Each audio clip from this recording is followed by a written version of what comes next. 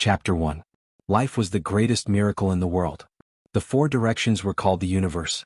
Although the universe was real, there was no fixed place to seek. Since ancient times, the universe has been called the universe. Although the universe has grown, no one knows where it began. In the vast universe, many scientists speculated that Earth might be the only source of life. Humans were lonely. Although there were billions of stars in the vast universe, it was difficult to find a second life source. However, humans had never given up on exploration. Since the last century, many space probes had been launched. Voyager 2 was an unmanned space probe launched from the Kennedy Space Center in the United States in 1977. It carried a gold-plated record with the theme, Greetings to the Universe. The record contained some pop music and greetings recorded in 55 languages on Earth, hoping that one day it would be intercepted and received by an alien civilization. Since the 1970s, Voyager 2 had been traveling alone. In the vast universe, it was as small as a speck of dust. Most of the space probes of the same era had either malfunctioned or lost signal communication, disappearing forever in the lonely universe. 30 years had passed and technology continued to develop. Humans had developed more advanced space probes. Perhaps in the near future, the exploration of space would be further developed. Even so, for a long time, the new space probe could not catch up with Voyager 2. 33 years had passed, and Voyager 2 was now 14 billion kilometers away from Earth. It had reached the third cosmic speed, and its orbit could no longer guide it back to the solar system. It had become an interstellar spaceship. In the dark and cold universe, the stars were like sparkling and translucent diamonds inlaid in the darkness. Although the Voyager 2 space probe was flying at top speed, it looked like a tiny ant crawling on the dark ground in the cold and boundless universe. More than 30 years had passed, and today Voyager 2 had made a shocking discovery. In the desolate universe, 9 huge corpses were lying there quietly. On May 22, 2010, NASA received a set of mysterious data sent back by Voyager 2. After a difficult process of deciphering and restoring the data, they saw an incredible scene. At that moment, everyone in NASA's main monitoring room was shocked. They stood motionless like wooden statues. They were shocked to the extreme. It took a long time for everyone to come back to their senses. Then the main control room erupted. God, what am I seeing? How is this possible? Unbelievable. Voyager 2 could no longer be guided. It could only move forward on its own. After sending back the mysterious data, it hurriedly flew through the pitch-black universe, heading towards the darker and more distant star field. Because that part of the starry sky was too far away, even if they made a major discovery and captured a shocking image, humans were currently unable to do anything about it. This set of mysterious information was not released to the public. Not long after that, Voyager 2 malfunctioned and lost its signal transmission with Earth. Perhaps this was the end of the story, but sometimes things would go beyond people's expectations. Whether it was the observation and exploration of space or the scientific research of life and physics, the space station had a unique and superior environment. Since the Soviet Union launched the first manned space station in 1971, 9 space stations have been launched worldwide. June 11, 2010. At this moment, inside the International Space Station, several astronauts' expressions changed at the same time, and their pupils contracted rapidly. Today, the existence of God has long been denied. If there were still people who continued to believe in God, it was only because of the emptiness in their hearts that they were looking for sustenance. However, at this moment, the minds of several elite astronauts received a strong shock. They saw an incredible scene.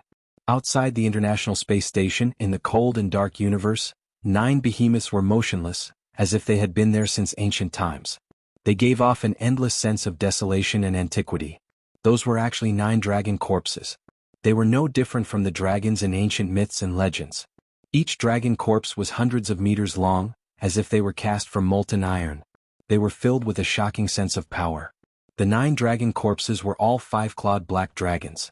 Other than the dragon horns that were crystal clear and shimmering with purple light, the dragon's entire body was black, and its scales flickered with a mysterious brilliance in the darkness. Dragons, legendary existences that stood side by side with God and were above the laws of nature.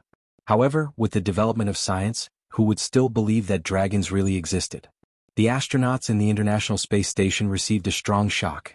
What they saw in front of them was unbelievable. In the lonely universe, the ice-cold dragon corpses were like an indestructible steel wall. One could even feel the terrifying power contained in the corpses. However, they had already lost their vitality and were forever resting in the cold universe. That is, After being deeply shocked, the pupils of the few elite astronauts contracted again. They saw an even more shocking scene. The 9 dragon corpses were all hundreds of meters long, and their tails were tied with black iron chains that were as thick as the mouth of a bowl. They were connected to the dark universe behind the 9 dragon corpses, and there was a bronze coffin that was about 20 meters long quietly suspended there. The giant chains had been tempered hundreds of times, thick and sturdy. The spots of black light made it look extremely cold. The bronze coffin was simple and unadorned. There were some blurry ancient patterns on it, and it was filled with the vicissitudes of time. It was unknown how many years it had been floating in the universe. 9 dragons pulling the coffin. In this dark and cold universe, the 9 dragon corpses and the bronze coffin were connected by the thick black iron chains. It was an extremely shocking scene. After a moment of absent-mindedness in the face of the unbelievable surveillance image, a few elite astronauts immediately sent out a distress signal. Calling Earth. Chapter 2.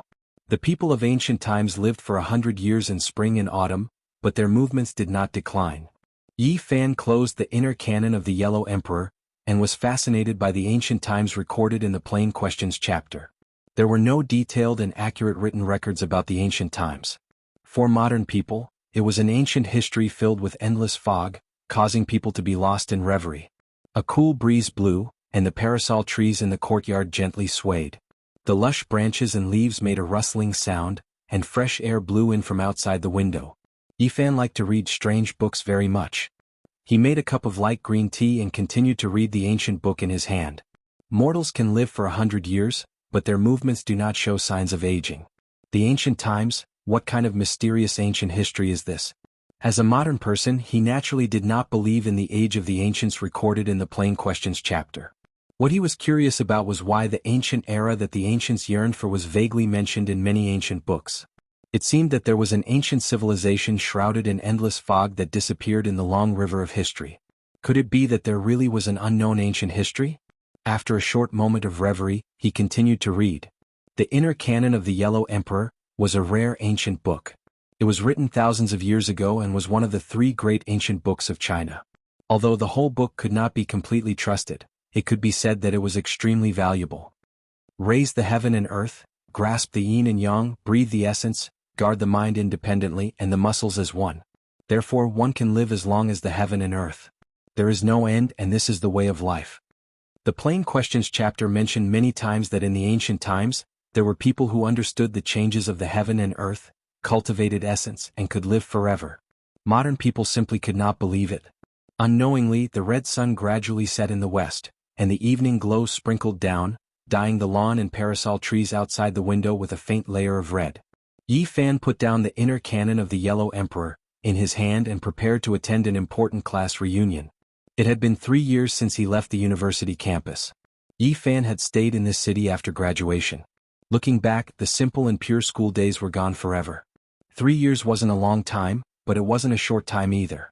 His former classmates had already gone their separate ways and everyone had their own paths in life. The melodious ringtone of his cell phone interrupted his train of thought. It was a call from his classmate Xianxia. She was a very smart and beautiful woman. After graduation, she went to a neighboring city. Relying on her extraordinary methods, she had been promoted to a department manager a year ago. Just as he pressed the answer button, he heard Xianxia's teasing tone. Back in university, Xianxia had displayed outstanding social skills, and it was very easy for her to get close to others. "What? Did you miss me?" Yifan easily countered. A melodious laughter came from the other side. "I'm not too sure about the location of the gathering. Let's go together later." After deciding on a place to meet, Yifan drove out. When he was in university, he had once pursued Xianxia, but he was tactfully told that the two of them weren't suited for each other. Xianxia was a very beautiful and moving woman. Moreover, her shrewdness and rationality far surpassed her beauty. She clearly knew what she needed and what she should do. Could be said that she was very realistic. There were still 10 minutes until the appointed time. Yifan found a parking space in front of the Parkson shopping mall, got out of the car, and went to the roadside to wait for Xianxia. The entire city was bathed in the afterglow of the setting sun. Many of the buildings were covered in a layer of pale golden luster. The streets were filled with an endless stream of cars and streams of people. 7 or 8 minutes later, a Toyota stopped by the roadside, revealing a beautiful and delicate face. Xianxia opened the door and walked over. Yi Fan greeted her with a smile. There's even a private car to pick you up. Don't be sarcastic. I don't have a private car driver. That's our classmate Lu Yunji. Although they had kept in touch from time to time in the 3 years since graduation, they had only met once 2 years ago. Lin Jia was as youthful and beautiful as ever. She was dressed very casually. Skinny jeans paired with a purple t-shirt outlined the curves of her slender and beautiful body, making her look even more graceful. It's been more than 2 years since we last met. How are you? Lin Jia's beautiful hair fell to her shoulders, black and supple. She was born with a pair of red phoenix eyes. Under the cover of her long eyelashes, they were slightly slanted upwards. Naturally, she had a special charm, charming and moving. I'm fine. Yi Fan smiled and teased, Lin Jia, you're a natural beauty. If you don't go into the entertainment industry, you'll be letting yourself down. You're asking for a beating, aren't you? Lin Jia's smile was very moving. Her red phoenix eyes were slanted, rippling with light. Her red lips were also very sexy and charming. At this time, the window of the Toyota stopped by the roadside rolled down. A familiar face appeared in the driver's seat. It was his former classmate Lu Yunji. Like Yi Fan, he stayed in this city after graduation. Thanks to the care of a relative with some background, he opened a small company and could be considered as someone with some achievements among his classmates. Although they were both in the same city, he had practically no contact with Yi Fan. The main reason was because of a conflict during their university days. Lu Yunji did not get out of the car. He faintly smiled and said, long time no see. Yeah. Let's meet up when we have time. Seeing that the other party had not even gotten out of the car, Yi Fan also calmly greeted him. You took a taxi here?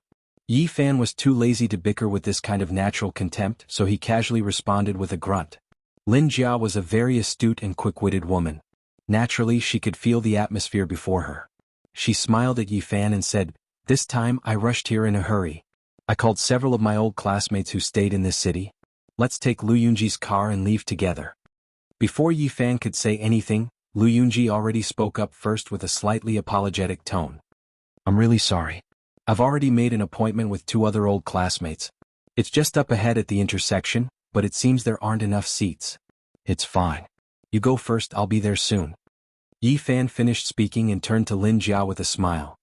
Come with me or, as Lin Jia hesitated, Lu Yunji urged, Beauty Lin, why don't you take my car first?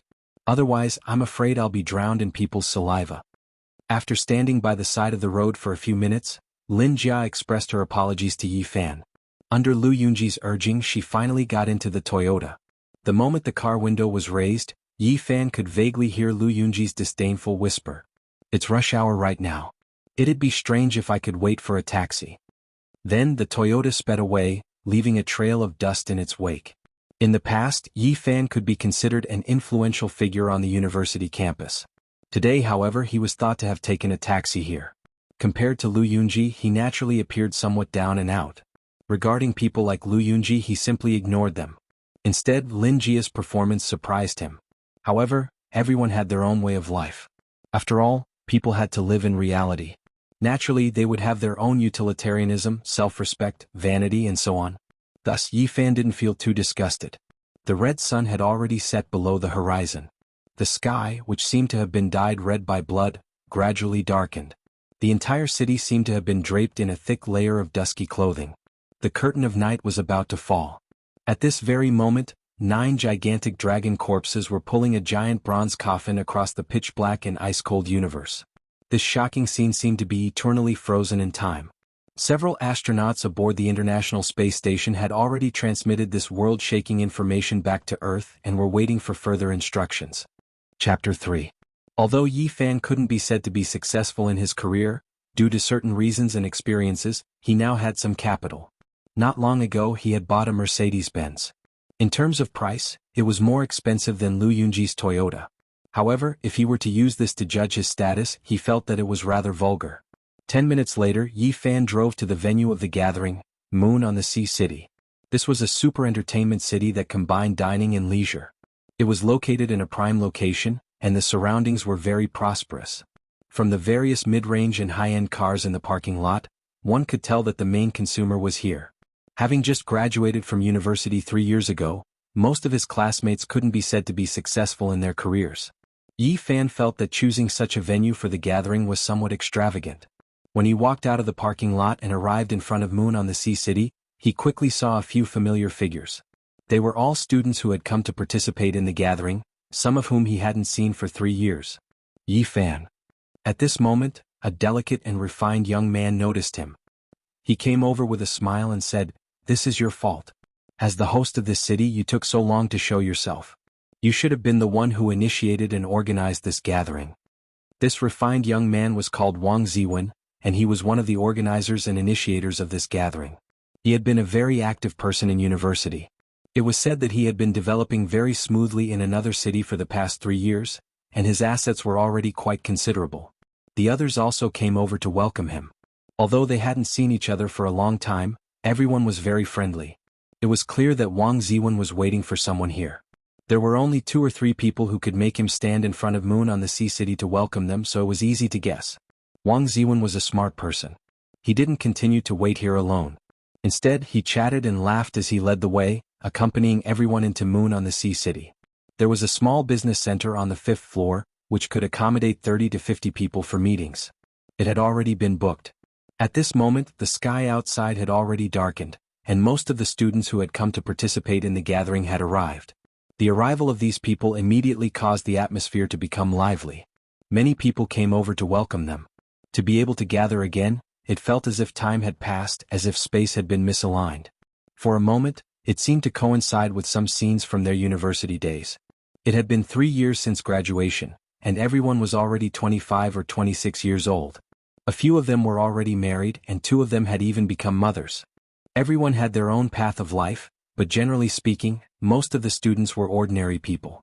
The ideals and ambitions of the past had been polished by time to the point that they were about to completely disappear, returning to ordinary life. Their dreams were already far away, and most people clearly realized that they were just ordinary people. Yi Fan was brought to the other side by Wang Ziwen. After careful observation, he realized that the students here were either successful in their careers or people with some family background. "Yi Fan, you came so late. I must punish you with 3 cups. 3 cups is too little. You're all looking down on Yi Fan's alcohol tolerance too much." Lin Jia was also sitting beside them.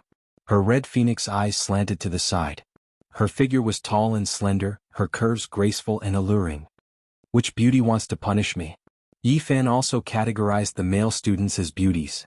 "You've just arrived and you're already taking advantage of us. Punishment, we must punish you severely." The group of men and women unanimously began to sharpen their knives. Lu Yunji had a certain background in this city, so naturally he was also in this small group. He casually said, "I thought you'd be delayed for a while waiting for a taxi." As soon as these words came out, the atmosphere became a little awkward.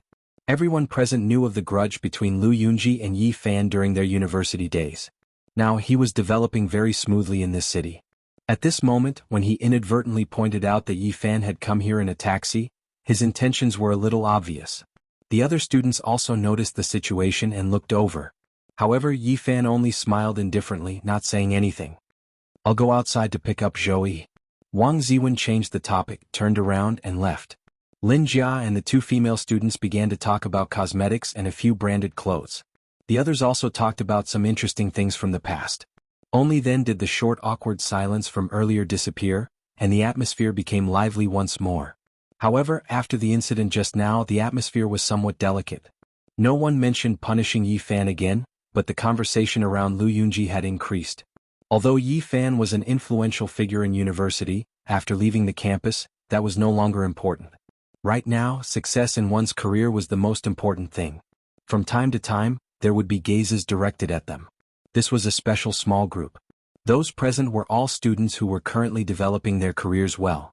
At this moment, however, Yi Fan seemed to be marginalized. Regarding this, Yi Fan was very calm. However, in the end he still stood up and left, sitting together with some other students. He did not want to be labeled as a special group by the other students. Cosmetics and branded clothes were always the favorite topics of the female students. The male students, on the other hand, talked about everything from football to the news and current affairs. Half an hour later, all 25 people who came to the party had arrived. There were a total of 33 students in the class. Among them, 3 were studying abroad, while the other 5 were unable to make it due to some special reasons. The initiators and organizers of this party gave their speeches one after another. The atmosphere was very lively. Afterwards, everyone divided into several small groups and chatted freely.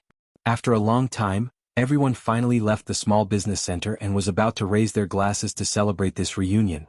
There was no deliberate arrangement, but the seniority of each table was clearly displayed. Yifan did not sit together with Lin Jia, Lu Yunji and the others. Instead he sat at another table. After another round of speeches, the rest of the party was very casual. Some people toasted each other, while others were surrounded in front of the table, unable to move a single step. They were toasted again and again. Many things had happened in the past 3 years. Everyone had changed greatly. Perhaps it was because of the stimulation of alcohol. Many students began to talk about their own lives. Some were proud while others were disappointed. Some hated their boss for being extremely harsh, always demanding overtime, yet the pay was pitifully low. One female student said that her boyfriend was a department manager of some famous company. Another student said that her husband had been promoted to the position of vice president. Another said that his fiancée was the niece of some bank's senior executive. After listening to these stories, many people were silent. Many people's lives were not very satisfactory. One of the female students was particularly haggard. Some said that she had married someone she didn't like. Their marriage was not a happy one. Her husband drank all day long. When a classmate passed by her city to visit her, he saw that she had bruises on her body. If there's anything you need help with, feel free to look for me. Yifan felt pity for this haggard female student. He still remembered her bashful and innocent appearance in university, standing outside the football field and waving her hands vigorously to cheer him on. It was obvious that her life was not going her way. She nodded her head sadly and gratefully, whispering a word of thanks. Yifan, you should change yourself first. The female classmate who said that her husband had been promoted to the vice president of the company said rudely under the influence of alcohol. Look at how smoothly Lu Yunji is developing now. The students at this table all looked at Yifan at the same time, and then looked at the table where Lu Yunji was sitting not far away. There were students who were progressing well. Yifan, I don't mean to criticize you. You were indeed someone in university, but everything will change after you leave the campus. You have to work hard. At this table, the male student who said that his fiancée was the niece of a bank's senior executive also preached. When it came to the people at Lu Yunji's table, some of the students here sighed. They said that some people were far inferior to them in school, but now they couldn't be compared. There were also people who were cynical and very extreme. They said drunkenly that those people had returned home in glory and were showing off their wealth. There were even female students who joked with Yifan. They said that it was fortunate that they only liked him secretly when they were in school. Now they regretted rejecting Lu Yunji's pursuit. It was still the same city and the same people, but after meeting again, everyone's mood was very different. Chapter 4. Night had long fallen. Neon lights flashed on both sides of the road. The city at night still exuded endless vitality. Row upon row of skyscrapers towered high into the sky. However, if one were to look down from space, all of this would seem insignificant, just like a square inch of land. This was a very unusual night. It was destined to be difficult to calm down. Dozens of main monitoring rooms on the ground had completely locked on to the dark sky. In the lonely universe, the 9 dragon corpses shone with a cold metallic luster. Their bodies were covered with black scales the size of palm leaf fans. Dragons, a legendary existence, should not have appeared in the world at all. But at this moment they were really lying in the sky. The images captured from the dark space were breathtaking and intimidating.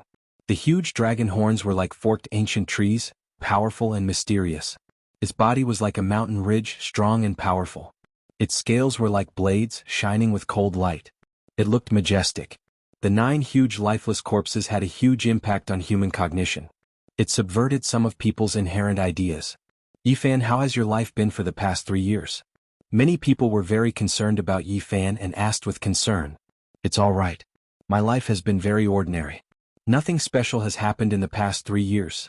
At this moment, people at Lu Yunji's table came over to toast. They said a lot of congratulatory words. Everyone clinked glasses again and again. It was very lively. The people who said they wanted to punish Yifan did not come to him alone. It was not until later that Lin Jia and Wang Ziwen came over one after another and each had a drink with Yifan alone. Later many people became drunk. Then everyone went to karaoke. The singing seemed to bring everyone back to their young and inexperienced school days. How many people have admired your youthful appearance? Do you know who is willing to endure the ruthless changes of time? How many people have come and gone with you? Do you know that I will always be by your side? Perhaps it was because they were really drunk. A pair of classmates who had fallen in love during their school days and had no choice but to break up after graduation looked at each other speechlessly.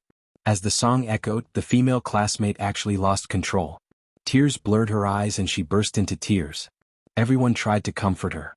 Due to various reasons, none of the couples among the classmates were able to go through with each other after graduation. Although they had carefully managed their campus romance, none of them had any results in the end. Graduation meant a breakup. Perhaps it was a curse. Every year the same tragedy would play out among the college graduates. Unfortunately, this kind of tragedy was likely to continue for a long time. It was related to the impulsiveness of youth, the pressure of employment, the current state of society, and perhaps other factors. Almost everyone chose songs from 3 years ago. Some of them sang with great emotion, pulling everyone's thoughts back to 3 years ago. The scenes of their school days were still vivid in their minds. In the end, the microphone hog appeared.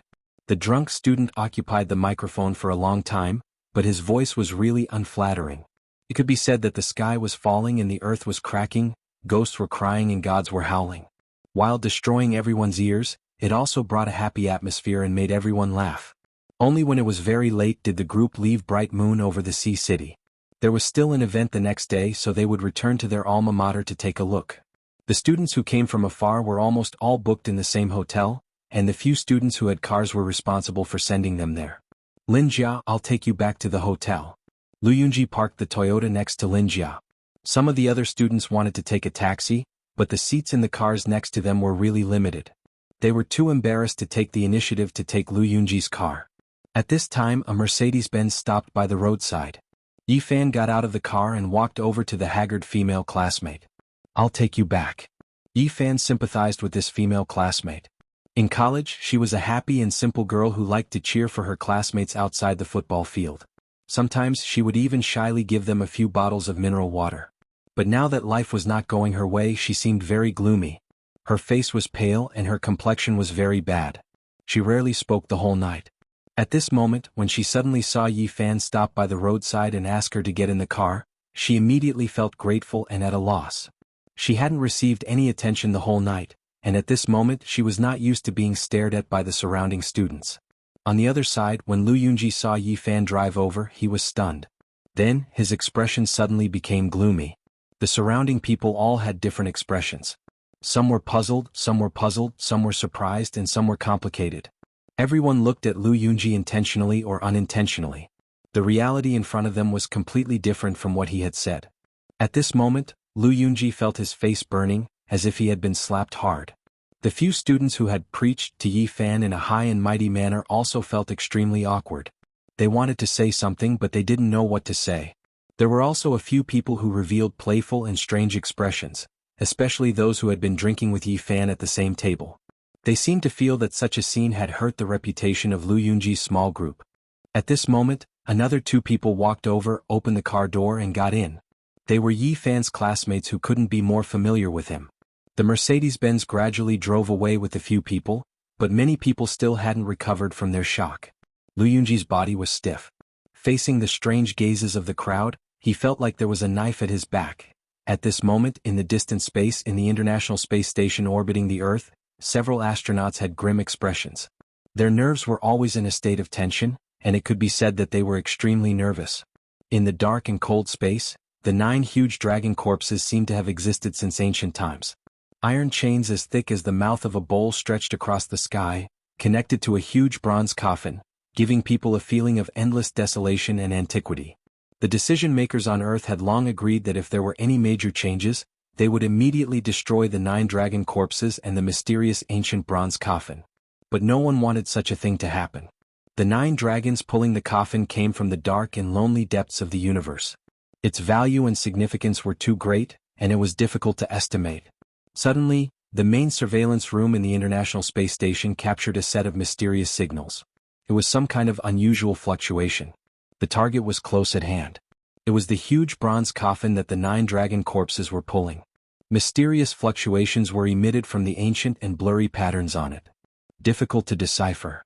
The signal was sent back to Earth and was deciphered by the most sophisticated supercomputer, but it still couldn't make any sense of it. The ancient patterns on the huge bronze coffin were covered in green rust, and it was difficult to see them clearly. After preliminary analysis, those bronze carvings are related to China's ancient legends.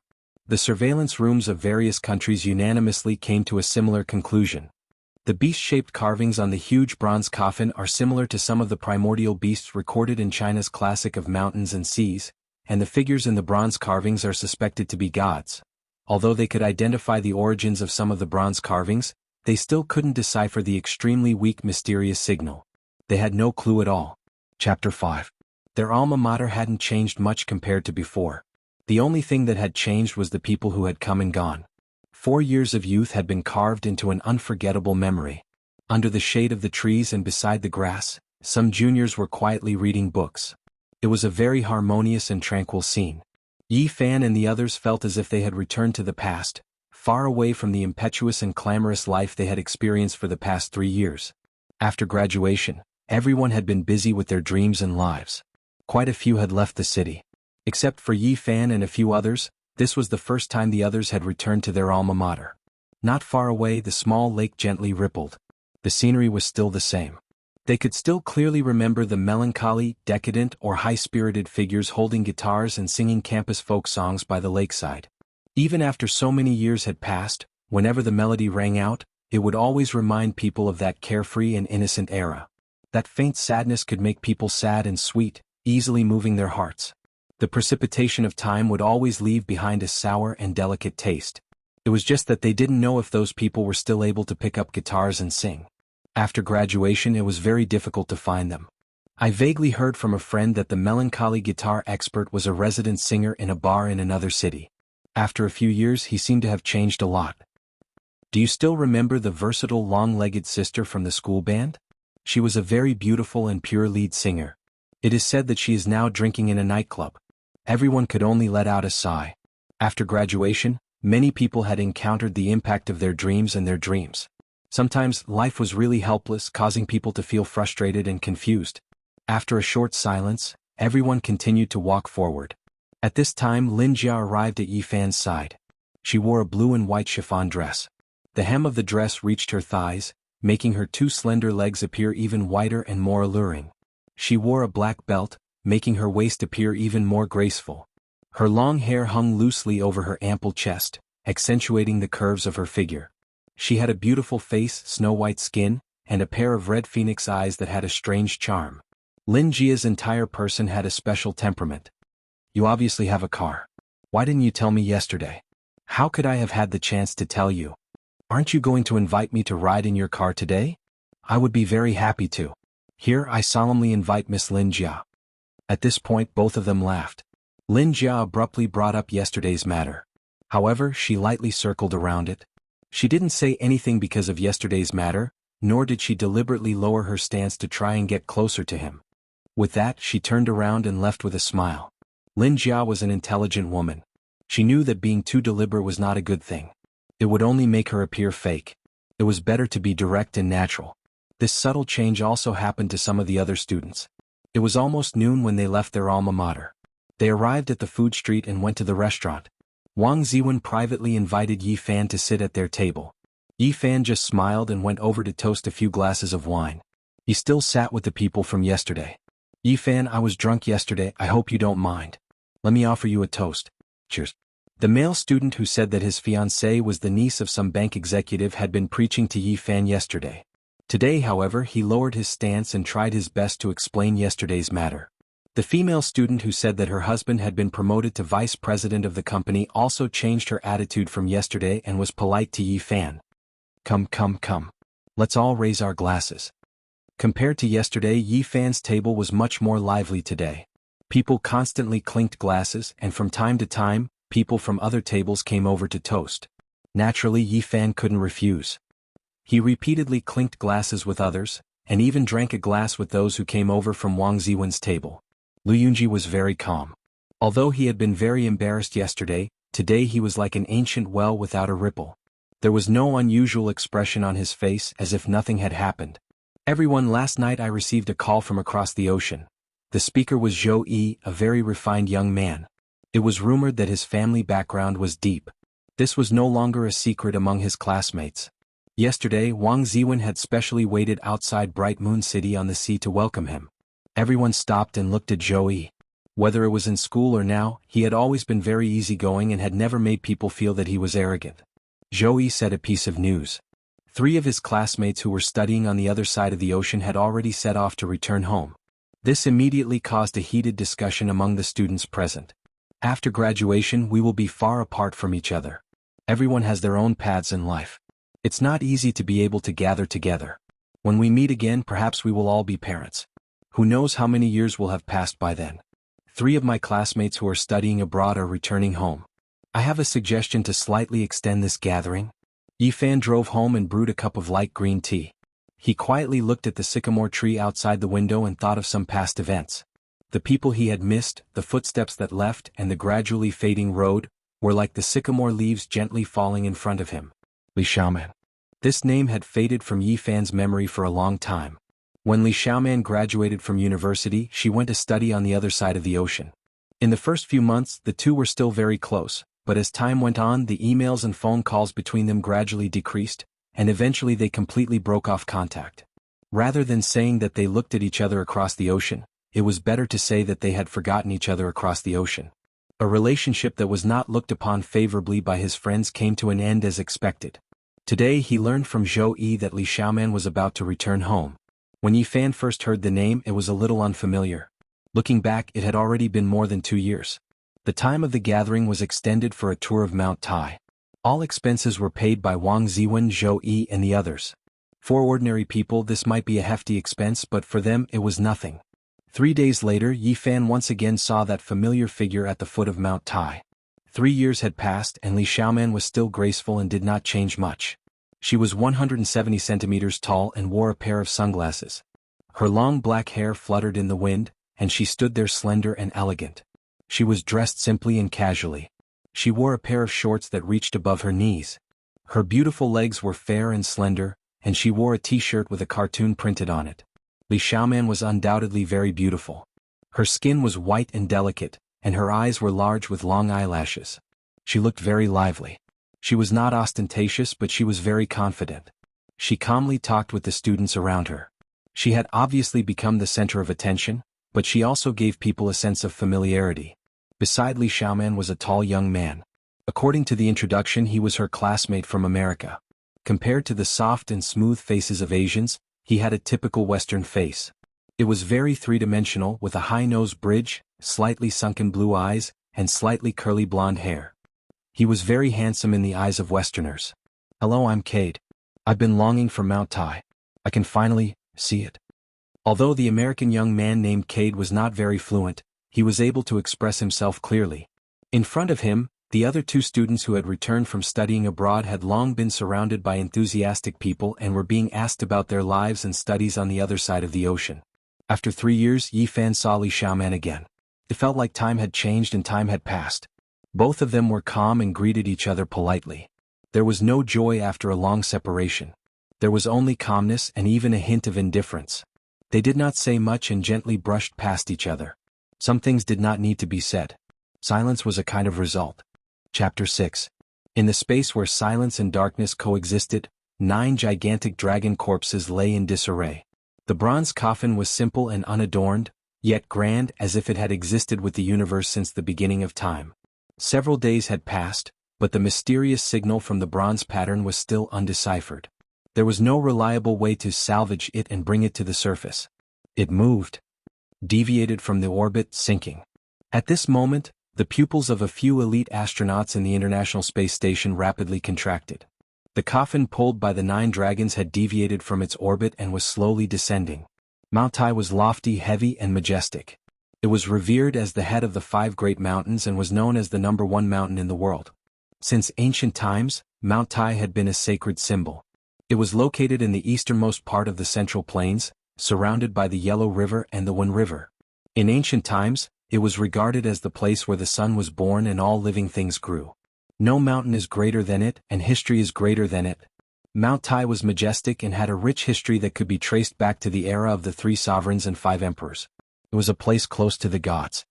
The heavens are too high to reach. Setting up a ceremony on Mount Tai to offer sacrifices to the gods.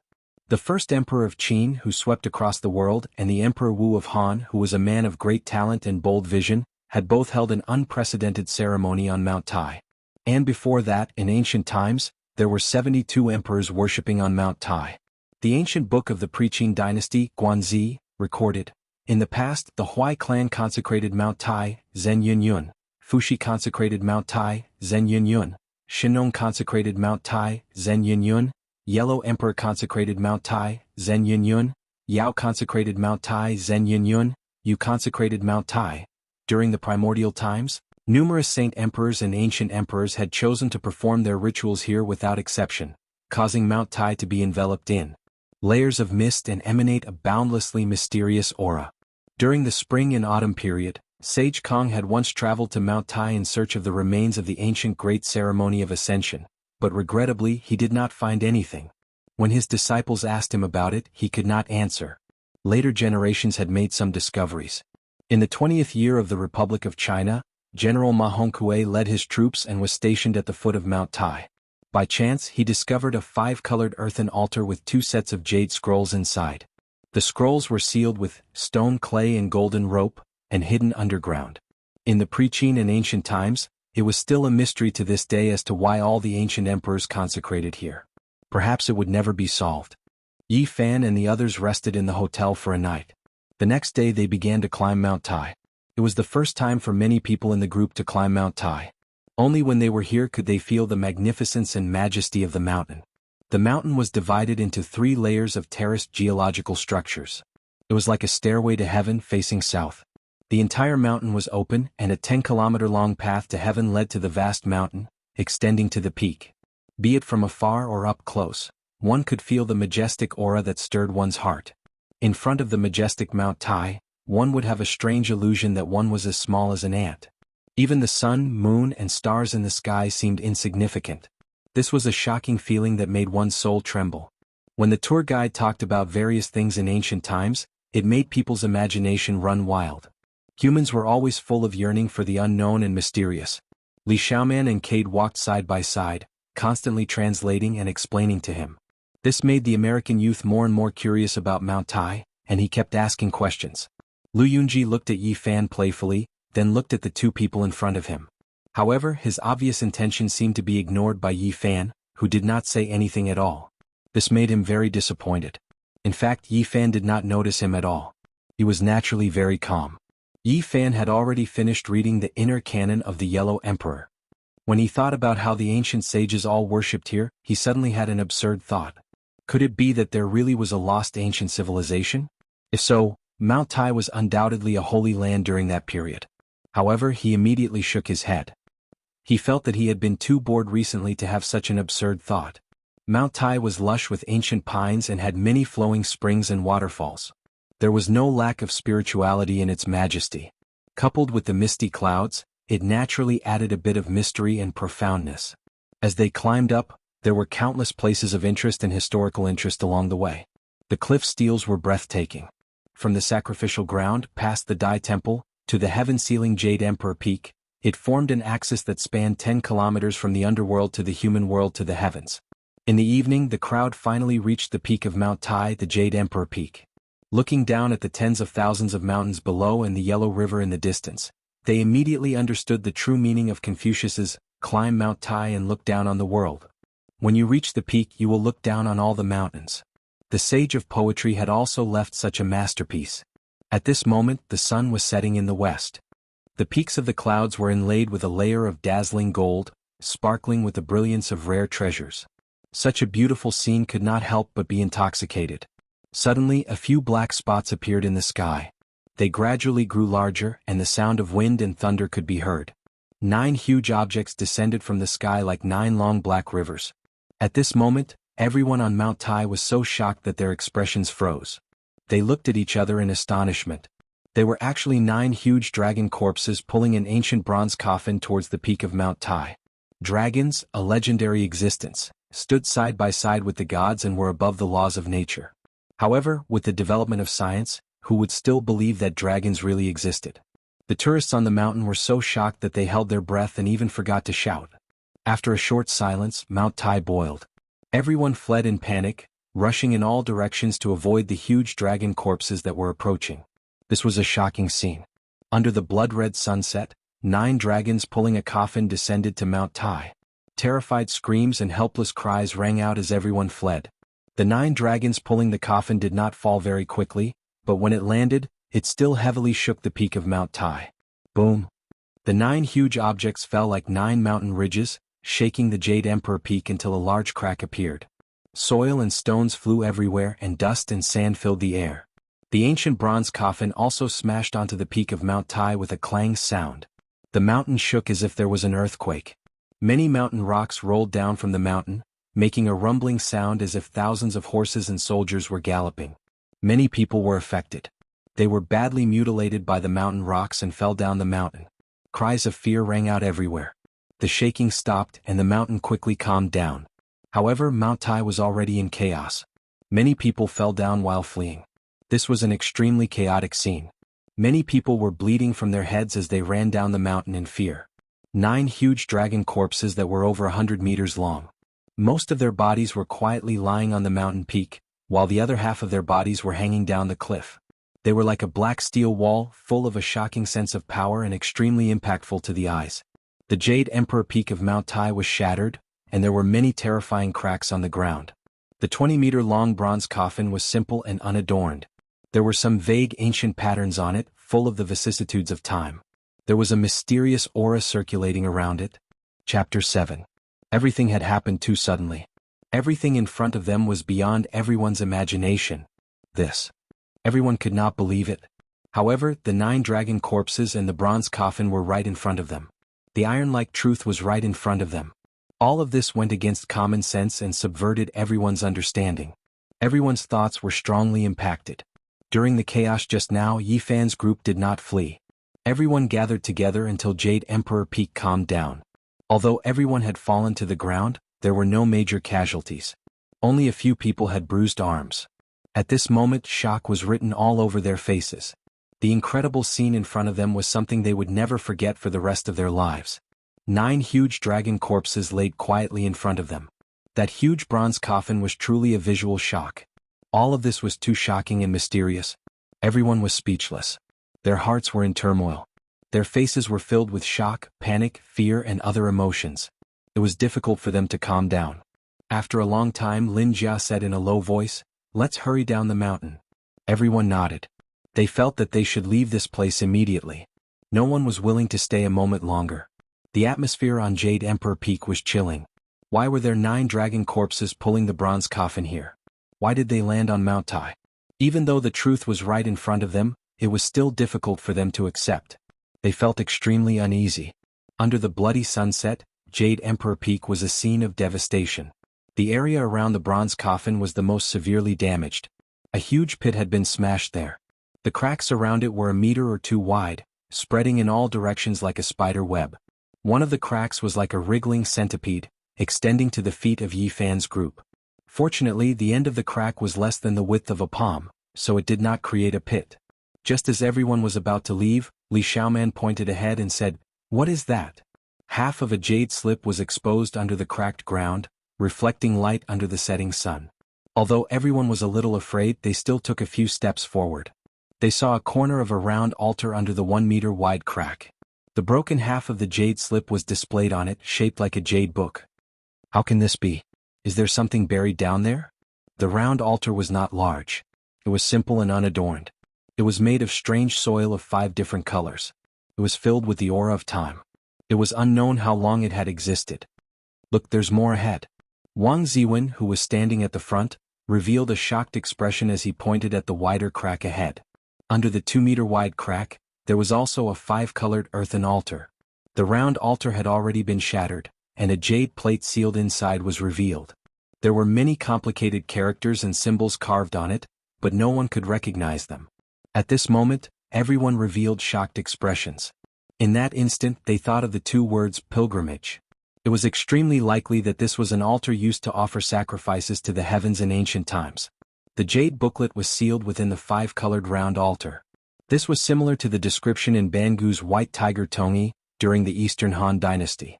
It was recorded, sometimes it is said to be sealed with gold mud and silver ropes, sometimes it is said to be made of stone mud and gold ropes, the seal of the seal. Sima Qian's records of the Grand Historian of the Western Han Dynasty also had a record of soaring heroes, golden mud and stone. In just a moment, everyone was shocked to discover that there were such 5-colored altars under the large cracks around them. There were actually quite a few of them, and there were actually dozens of them. Every 5-colored earthen altar was very simple and unadorned. They were engraved with the marks of time, and one could tell at a glance that they had existed for countless years. The 5-colored earthen altars were either sealed with jade plates or sealed with stone plates, and on them were engraved ancient symbols that were difficult to recognize. Everyone was deeply shocked. They vaguely felt that there might be some connection between the dragon corpses and the bronze coffin. Yi Fan liked to read strange ancient books, so he knew much more about the pilgrimage ceremony than the others. His heart was incomparably shaken. Could it be that the 3 sovereigns, 5 emperors and 72 kings had really carried out the pilgrimage ceremony here in ancient times? Perhaps the legend was true. Otherwise, how could there be so many 5-colored round altars? Judging from the characters on them, most of them were oracle bone script, which seemed to confirm this conjecture. Everyone should have immediately retreated, but they were unwittingly attracted. They had already circled around the bronze coffin. They were frightened by the 9 enormous dragon corpses, shocked by the 20-meter-long ancient bronze coffin, and shocked by the 5-colored altars underground. There doesn't seem to be any danger but these dragon corpses. After circling around for a long time, the fear in their hearts gradually decreased, but they still felt a little uneasy. They decided to descend the mountain as soon as possible. Look, there is a giant sacrificial altar in the center of the huge pit. The ancient bronze coffin smashed a huge pit in the ground. Everyone had already turned to the other side of the huge bronze coffin, and when they looked down, they once again revealed a shocked expression. There was a super sacrificial altar in the deep pit. It wasn't made of mud but completely made of 5-colored boulders. It steadily supported the 20-meter-long ancient bronze coffin without the slightest crack. This super-large 5-colored stone altar was clearly different from the other earthen altars. It was located in the center of the Jade Emperor Peak, and it was majestic and far larger than the other earthen altars. The impact of the bronze coffin that fell from the sky was enormous, but it unexpectedly didn't crack it in the slightest, nor was there any damage. It was hard to imagine what kind of strange stones it was piled up. On this super-large 5-colored altar, other than the ancient bronze coffin, there were many jade pieces and stone slabs piled up, all of them filled with an ancient aura. Whether it was the jade pieces or the stone slabs, they were all engraved with extremely mystical ancient characters. They were even more primitive than the oracle bone inscriptions seen on the earthen altars. Those were mysterious symbols that were almost like drawings from the heavens. On the super-large 5-colored stone altar, there was a large row of such jade pieces and stone slabs neatly piled up. They weren't destroyed by the bronze coffin, which was surprising. Let's leave this place quickly. Yi Fan and Zhou Yi spoke at the same time, urging everyone to leave. Everyone nodded. This place really wasn't suitable for them to stay for long. Even if there were endless secrets, it wasn't something they could explore right now. The 9 huge dragon corpses at the side made them feel uneasy, and the huge bronze coffin made them even more anxious. Just as everyone was about to turn and leave, a female student let out a scream. A large boulder under her feet rolled into the huge pit. She couldn't stand steadily and fell down. Be careful. A male student quickly grabbed her, and a few other students beside him also quickly helped pull her up. The boulder that was stepped on made a rumbling sound and rolled into the huge pit. Then with a bang, it heavily hit the 5-colored altar. The super-large stone altar immediately emitted a 5-colored halo. Everyone felt a huge force enveloping their bodies. Their legs felt as if they were tied with lead, unable to move a single step. Bang! The 5-colored stone altar shook continuously, causing the Jade Emperor Peak to shake along with it. Everyone standing at the edge of the huge pit suddenly felt the world spin, but they couldn't move a single step. All of them were shaken and rolled into the huge pit. A group of people fell onto the 5-colored stone altar. Everyone was filled with fear. Chapter 8. Everyone fell onto the multicolored altar, knocking over a pile of ancient books carved from jade and stone slabs. With a loud crash, the altar was in a mess. The ancient bronze coffin was lying on the side. There were many greenish copper rust stains on it, but they couldn't cover the vague bronze engravings. They seemed to be ancient deities and they all had tear stains on them. They were so close to each other that they could touch them with just a stretch of their hand. This made everyone feel fear and a chill ran down their spines. This multicolored altar, which had existed for countless years, was built by the ancient people to offer sacrifices to the heavens. Could it be that those ancient sovereigns could really summon something? At this moment, everyone suddenly felt a desolate and ancient aura circulating around, causing their emotions to surge. At this moment, the 9 dragon corpses and the bronze coffin were lying in front of them. Could it be that they were really summoned by the multicolored altar? According to legend, long before the Qin Emperor Han Wu, the ancient 3 sovereigns, 5 emperors and 72 kings had held a great ceremony here. What did they summon? The multicolored brilliance flickered, and the jade and stone slabs on the multicolored altar suddenly became translucent. The ancient characters engraved on them all flickered and emitted a gentle light. Kacha kacha. The sound of shattering rang out. The piles of jade and stone slabs suddenly cracked, and then rays of light rushed out. The ancient characters engraved on them seemed to have a life of their own as they all rushed out and floated in the air. Chi chi chi. More and more ancient characters shone brightly and floated in the air. Soon after, those jade blocks and stone slabs turned into ashes in a gust of wind. All the ancient characters engraved on the jade blocks and stone slabs were freed from their shackles. Above the ancient bronze coffin, around the huge pit, there were thousands of ancient characters shining. They seemed to be completely cast from molten iron, and they had the luster and texture of metal. Kacha kacha. The sound of shattering rang out again. The nearby small multicolored altars also flashed with ancient characters and floated in the air. There seemed to be stars flickering around the bronze coffin, looking even more mysterious under the blood-red sunset. There were a few other people on Jade Emperor Peak who had not fled down the mountain during the chaos not long ago. But at this moment, seeing Yi Fan and the others fall into the huge pit and seeing such a strange scene, all of them were terrified and rushed down the mountain. Amidst the chaos, some people fell down. Cries of pain and cries for help rang out continuously. At the same time, the glowing ancient characters in the sky gathered together, gradually forming a huge 8 trigram. A mysterious power vibrated out. This was a shocking scene. Those ancient characters and symbols possessed incredible power. After they condensed together, they manifested into a huge 8 trigrams, shrouding the bronze ancient coffin and the 9 dragon corpses.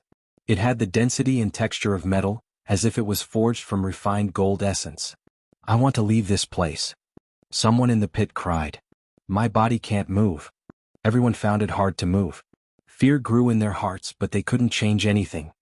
That is, at this moment, a Tai Chi diagram appeared in the center of the 8 trigrams in the air, with 2 yin and yang fishes hugging each other. Even in this modern era of science and technology, the profound meaning of the ancient Tai Chi diagram still hadn't been deciphered. Someone had once calculated the orbital speed of the stars based on the corresponding relationship between the stars and the 8 trigrams using astronomical parameters. And the founder of the modern computer binary system was also deeply inspired after studying the Tai Chi diagram and succeeding in one fell swoop. The ancient Tai Chi diagram was still a fascinating mystery to people today. How was it created, what was its use, and what was the purpose of creating it? So far, there were only legends and inaccurate conjectures, but no conclusive evidence.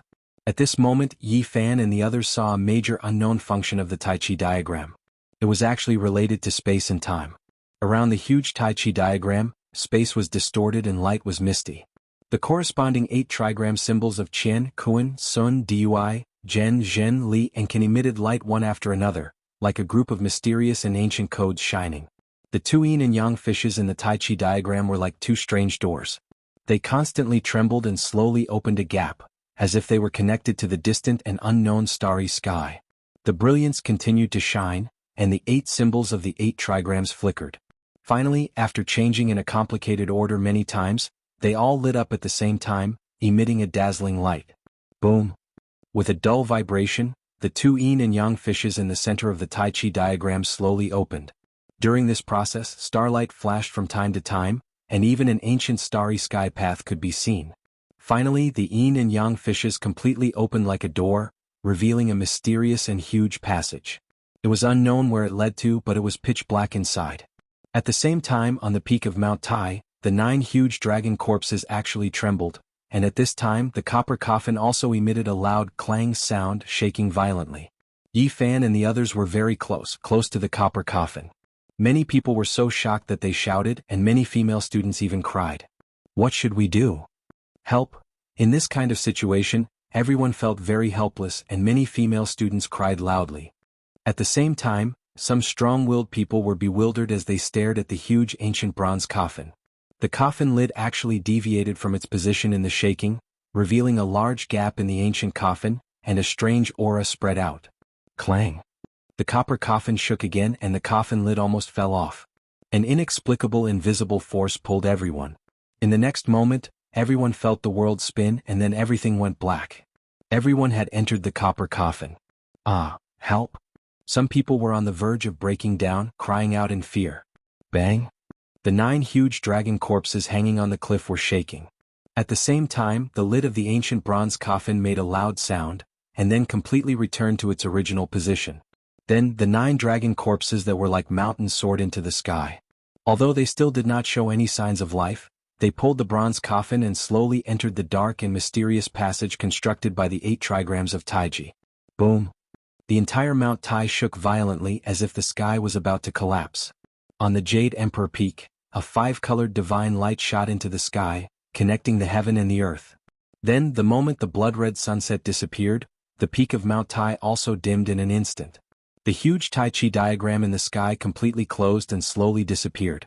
The 9 dragons pulling the coffin disappeared without a trace. All the jade pieces and stone slabs on the 5-colored altar were turned into ashes. A gentle breeze blew, and the ashes were scattered with the wind.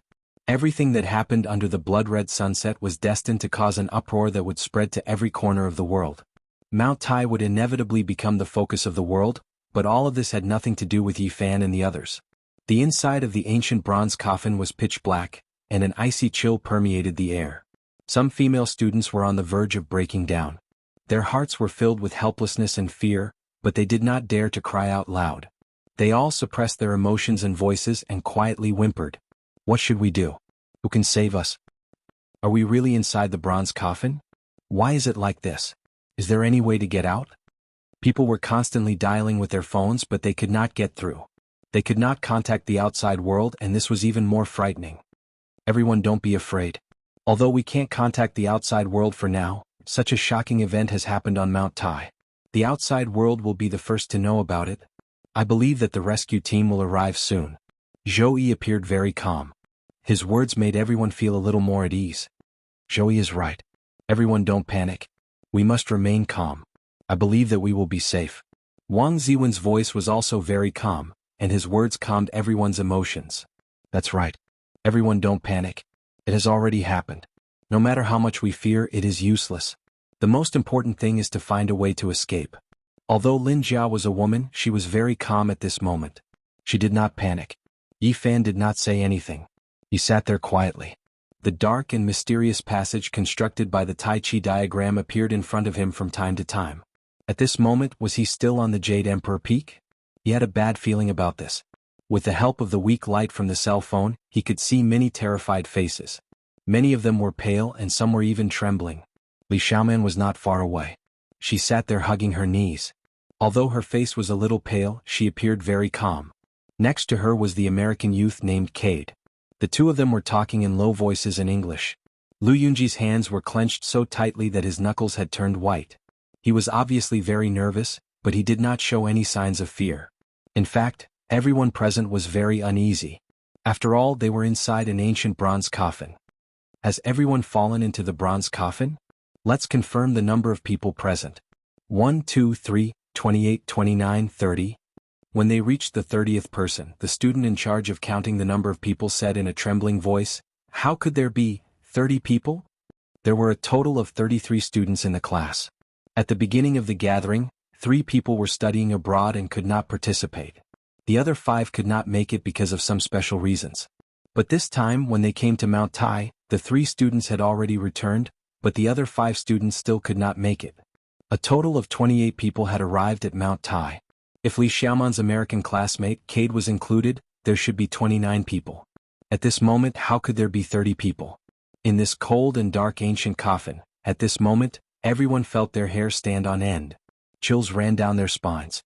Chapter 9. How could there be another person? Who is it? The person who asked the question had a trembling voice. All the cell phone screens lit up. Everyone looked at the people around them in fear, afraid that a strange face would appear in front of them. Those who were familiar with each other tried their best to gather together, looking around in fear. At this moment, everyone finally confirmed that there was indeed an extra person, leaning against the corner not far away. Who are you? Are you a human or a ghost? Being in the mysterious bronze coffin, anything could happen. Everyone felt extremely uneasy. Heavy coughing came from the dark corner. The black figure moved his body and then said in a low and hoarse voice, "Ghost, ghost." The hoarse voice echoed in the bronze coffin. At this moment, everyone felt a chill from head to toe. Their hair stood on end and an eerie chill filled the air. Everyone felt like they had fallen into an ice cellar. Many of them were terrified. Some of the female students even let out ear-piercing screams and cried loudly, almost paralyzed on the ground. Ghost place. The voice was slightly weak. It could be felt that the black figure was very tired. He swayed his body trying to stand up. What a ghost place. Are we in the bronze coffin? The black figure in the corner slowly stood up, asking this slightly confused question. His voice gradually became stronger. Seeing the tall black figure stand up, many people involuntarily retreated. The black figure moved over while continuing to speak. "It's me, Pang Bo. Stop, don't come over." Everyone raised their cell phones using the weak light to look forward.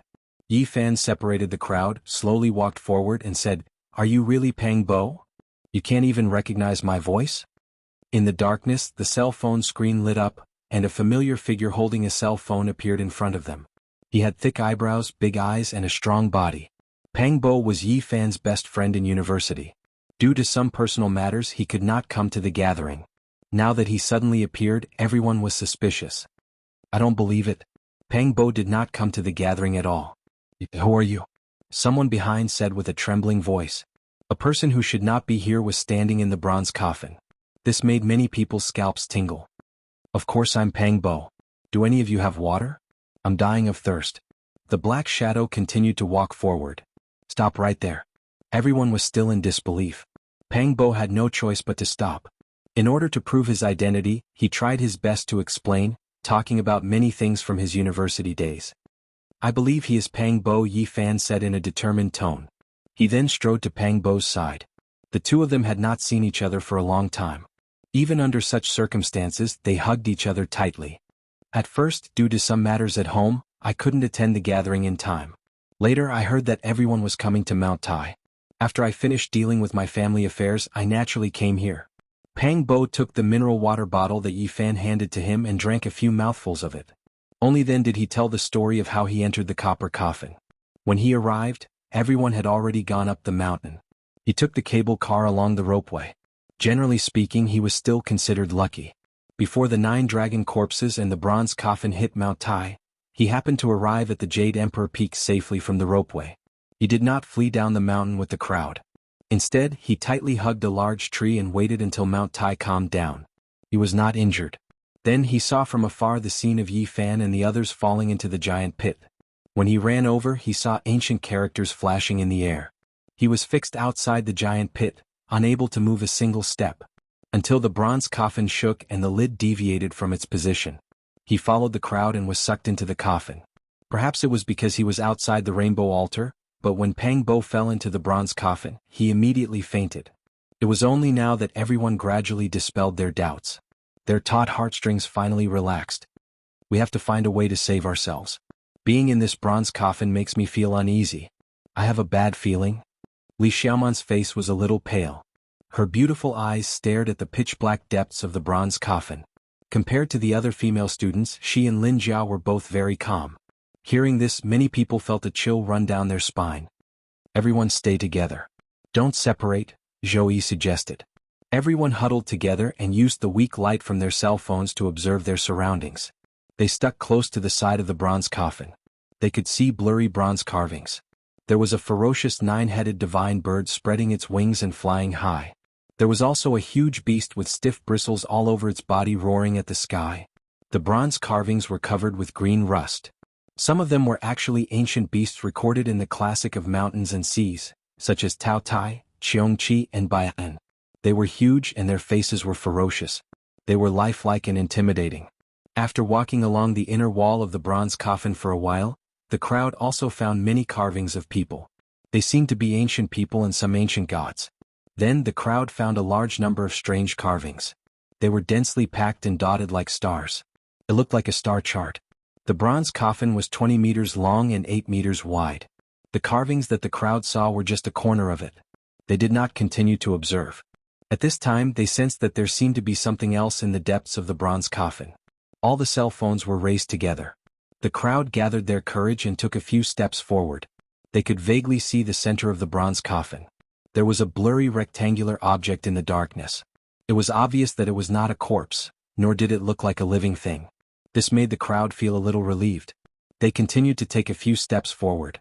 There's a coffin inside a coffin. It's actually another bronze coffin.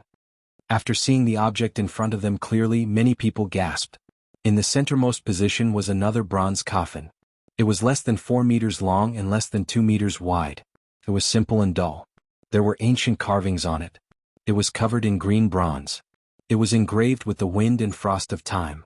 It sent chills down people's spines. It's not a coffin inside a coffin. This is the real coffin. It's a tool to hold a corpse. The bronze coffin outside is called the outer coffin. It's a casket. When the two are put together, it's called a coffin. Pang Bo explained to the few people who did not understand the meaning of a coffin.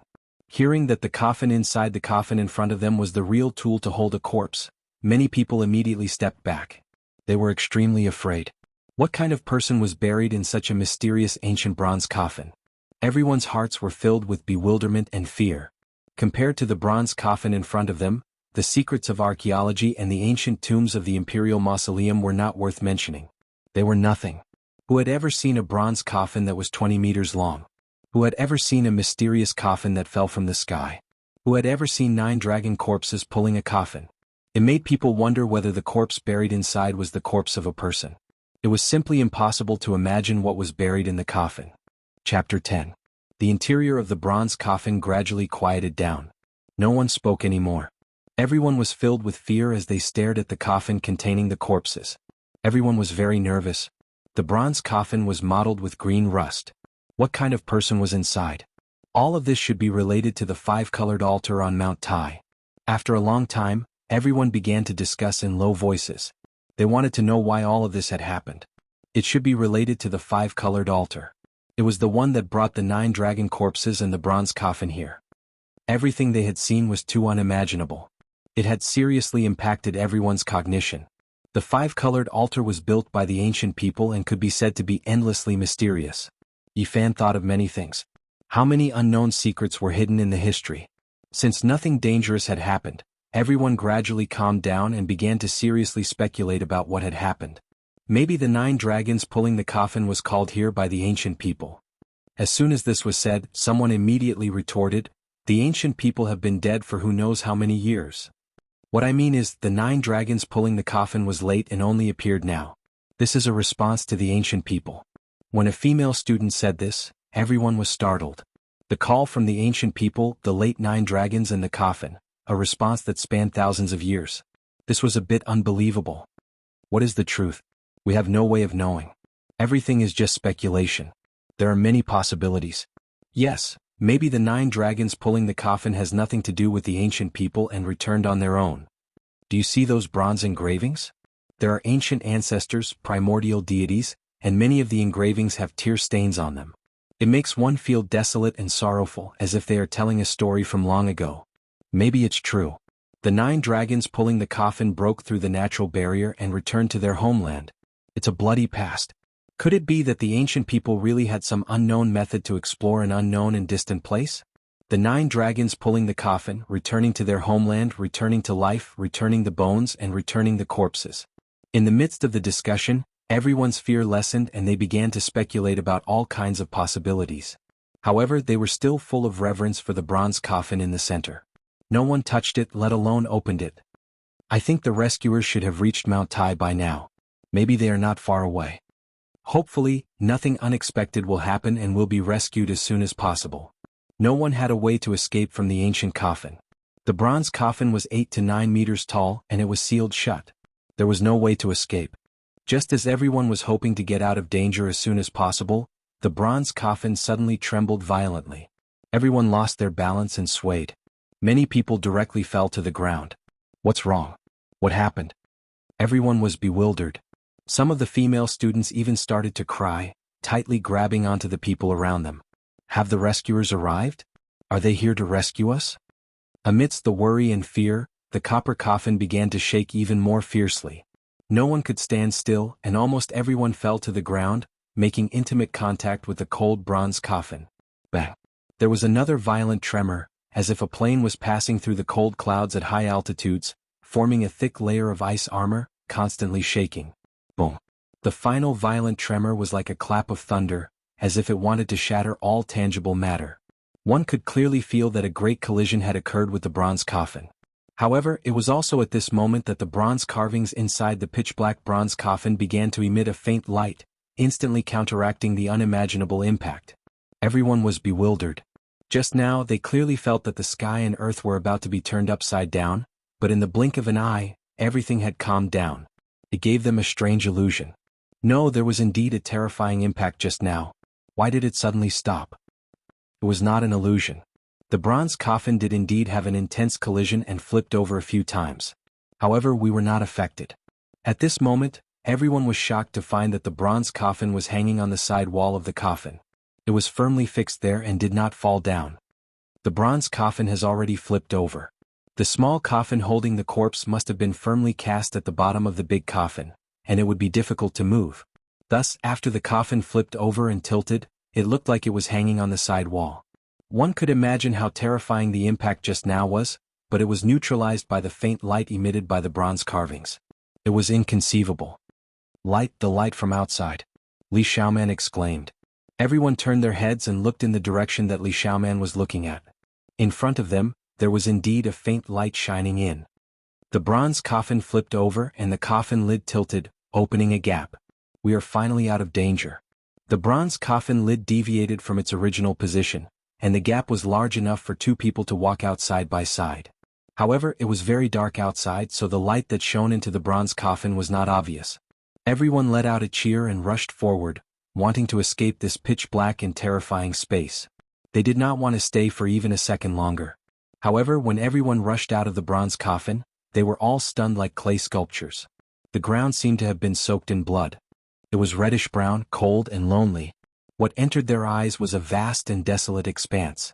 There were a few large rocks scattered on the ground, and they looked like tombstones as far as the eye could see. The light in this world was dim and it was dusky. It was like a lifeless dusk, and there was a faint black fog lingering around. Everyone was dumbstruck. This place could not be the peak of Mount Tai. The reddish-brown land that stretched as far as the eye could see was remote and deathly still. There was not a single sign of life. It was not a place that they knew of at all. They had never seen it before and they had never heard of it. It was a completely strange and mysterious place. Where is this? Have we left Mount Tai? The voice of the person who spoke was trembling. The rescuers isolated us in a no-man's land. Are they afraid that the 9 dragon corpses will be in danger? The student who said these words could not even convince himself. Everyone had a bad premonition, as if something extremely bad was about to happen to them. At this moment, many people used their phones to call out at the same time, but it was impossible to get through. There was no signal at all. This is not Mount Tai. Where are we? Many people revealed a panicked expression. There was no joy after escaping, only fear. From being trapped in the bronze coffin to walking out again, only a quarter of an hour had passed. However, the scene in front of them had completely changed. The majestic Mount Tai that could overlook tens of thousands of mountains had disappeared. In front of them was a boundless desert covered with gravel. Yifan watched all of this quietly. The bad premonition had indeed come true. When he saw the 8 trigrams of Tai Chi condense on Mount Tai and form a dark and huge passage, he had a bad feeling. Although he did not see the 9 dragons pulling the coffin into the passage that led to an unknown area, there was no need to think too much at this moment. The scene in front of him was enough to explain everything. This was not Mount Tai, and it was not even on Earth for a long time. Chapter 11. Where are we? I want to go home. Some of the girls couldn't help but cry. Another 5-colored altar. Pang Bo and Yifan stood together. They looked at each other and then shook their heads. They were best friends in university and often met after graduation, so they understood each other very well. Now both of them felt that the situation was not good. Everyone's situation was worrying, and it was full of unknowns and variables. At this time, the others also retracted their gazes from the vast desert, anxiously and frantically looking at the surrounding situation. The huge bronze coffin was overturned behind them, and under it was a grand 5-colored stone altar. It was very similar to the giant altar on Mount Tai, built with 5 different colored stones. The 5-colored stone altar covered a large area. It was easy to imagine that it must have been a huge project when it was built. However, after years of being attacked by sandstorms, the altar that should have stood tall above the ground was almost completely submerged.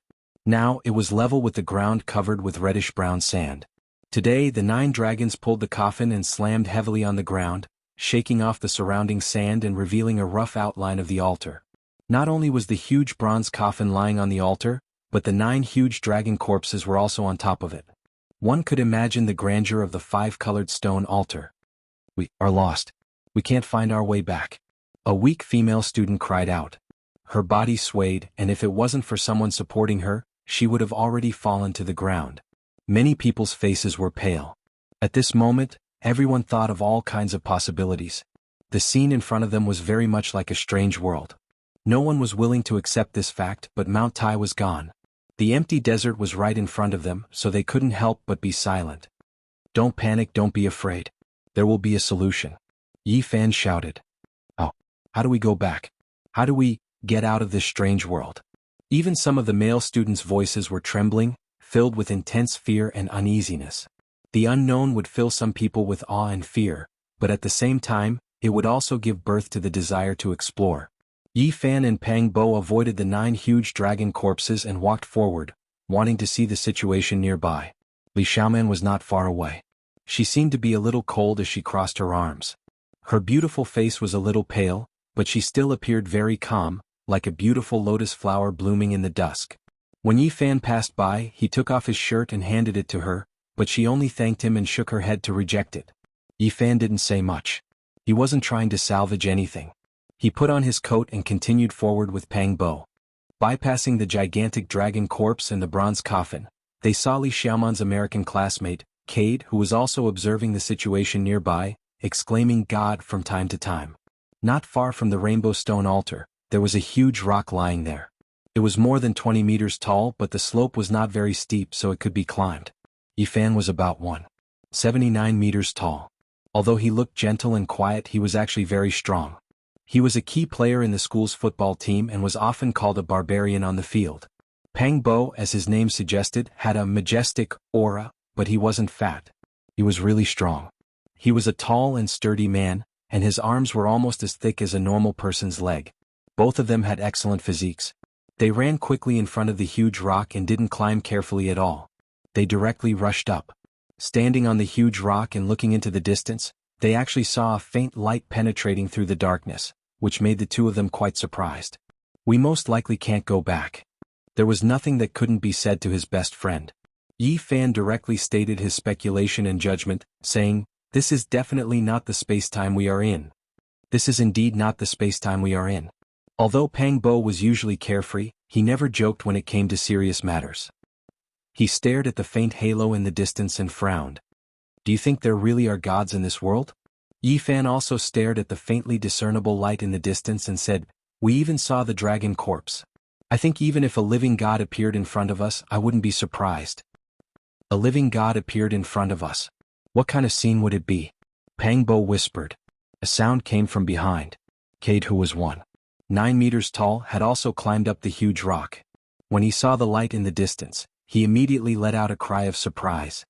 "Praise the merciful God, I saw the light," he said in not very fluent Chinese, then turned around and waved his hand behind him. He shouted at Li Xiaoman, who was in the crowd, "I saw the light." Then he climbed down from the huge rock and rushed toward Li Xiaoman. Cade's shout immediately caused a commotion in the crowd, and many people ran over. Pang Bo looked at Li Xiaoman and Cade, who were standing together not far away, and said to Yi Fan, "Is that foreign devil Li Xiaoman's boyfriend?" "How would I know? Are you really giving up just like that?" Pang Bo glanced at him.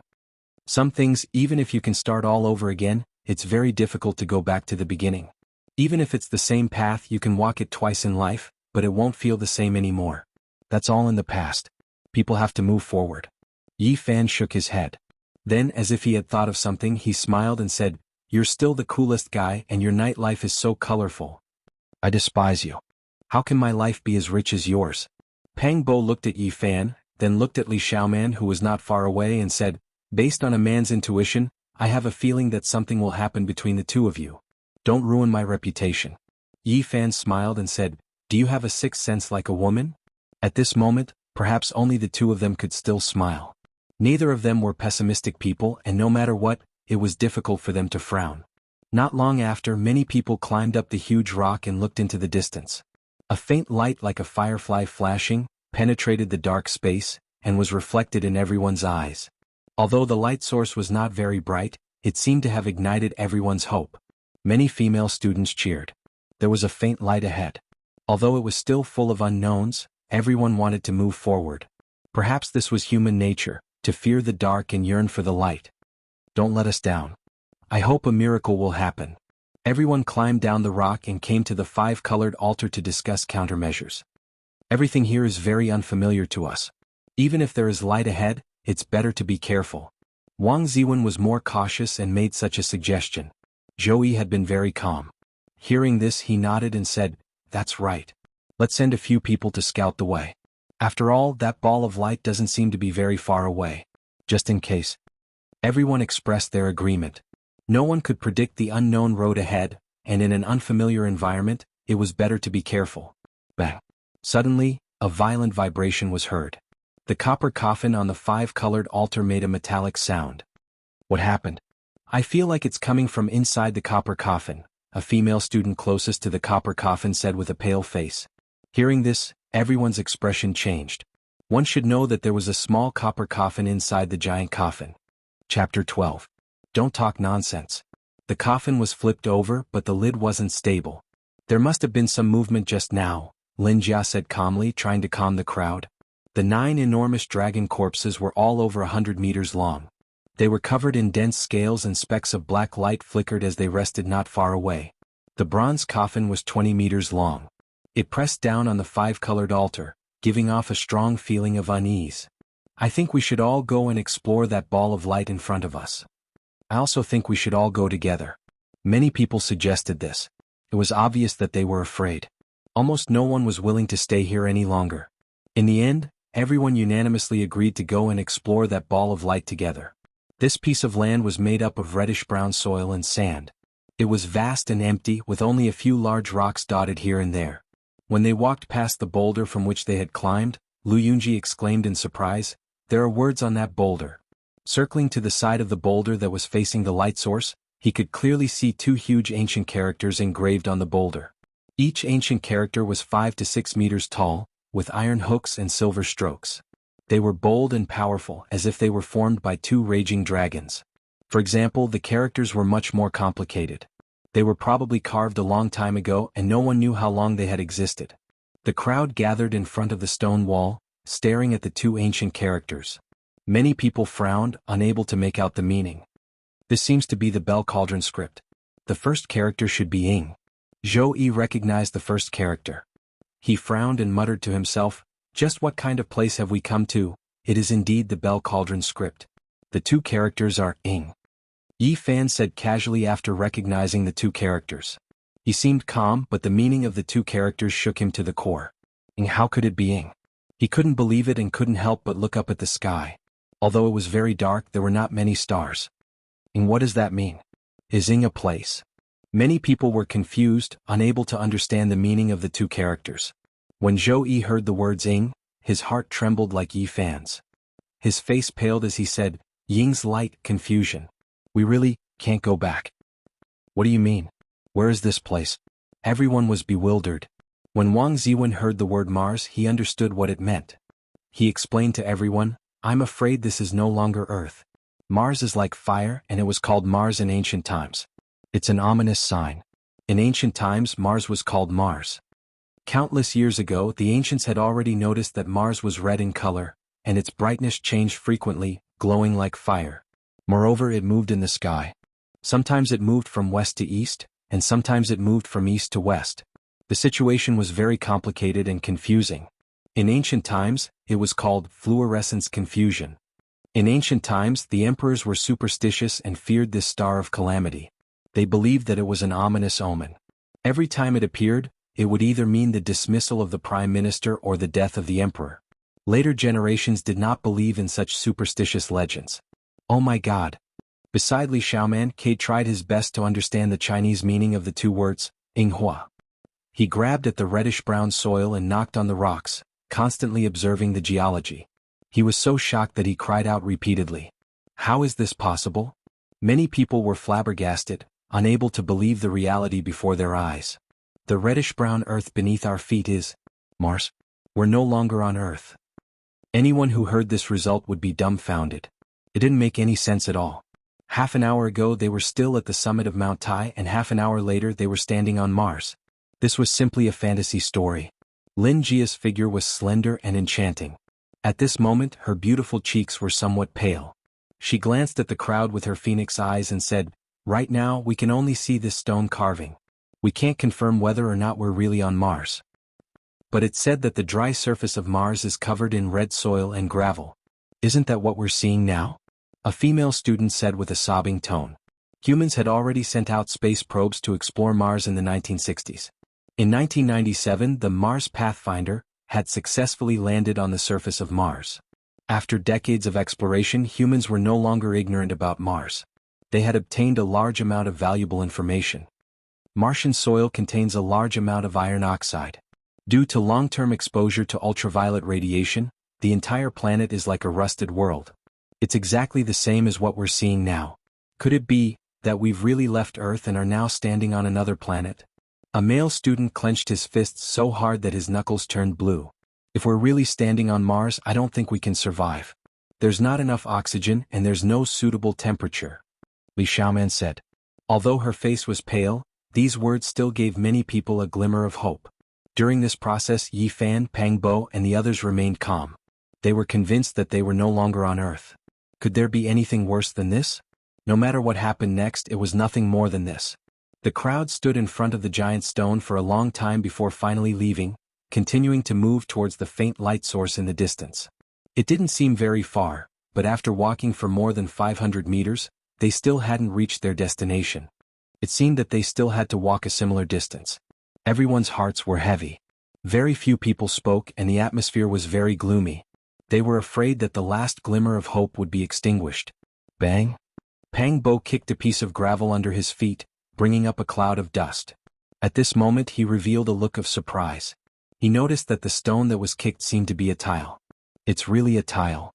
When he picked up the broken half of the tile, he immediately confirmed that it was a man-made tile. Immediately, a group of people gathered around to look at the broken tile. Many of them revealed excited expressions. Since there's a tile, there must be a building. There are people living on this land. It's not as simple as a 5-colored altar. We're saved. We can definitely get out of danger. The pessimism lessened and joy increased. Everyone saw the hope of survival. At this moment, the sky had already darkened, and the sky was dotted with stars. Yi Fan looked up at the starry sky and saw a blurry disk hanging in the sky. It was half the size of the moon seen on Earth, which was enough to prove that this place wasn't Earth. And in another direction, there was a bright star the size of a fist. It was much brighter than the average star, but slightly dimmer than the smaller moon. It was too bright to be called a star, but it was too small and dim to be called a moon. Zhou Yi, Wang Ziwen, and Lu Yunji were standing nearby. They noticed Yi Fan's actions and couldn't help but look up. When they saw the 2 small moons hanging in the sky, their expressions changed.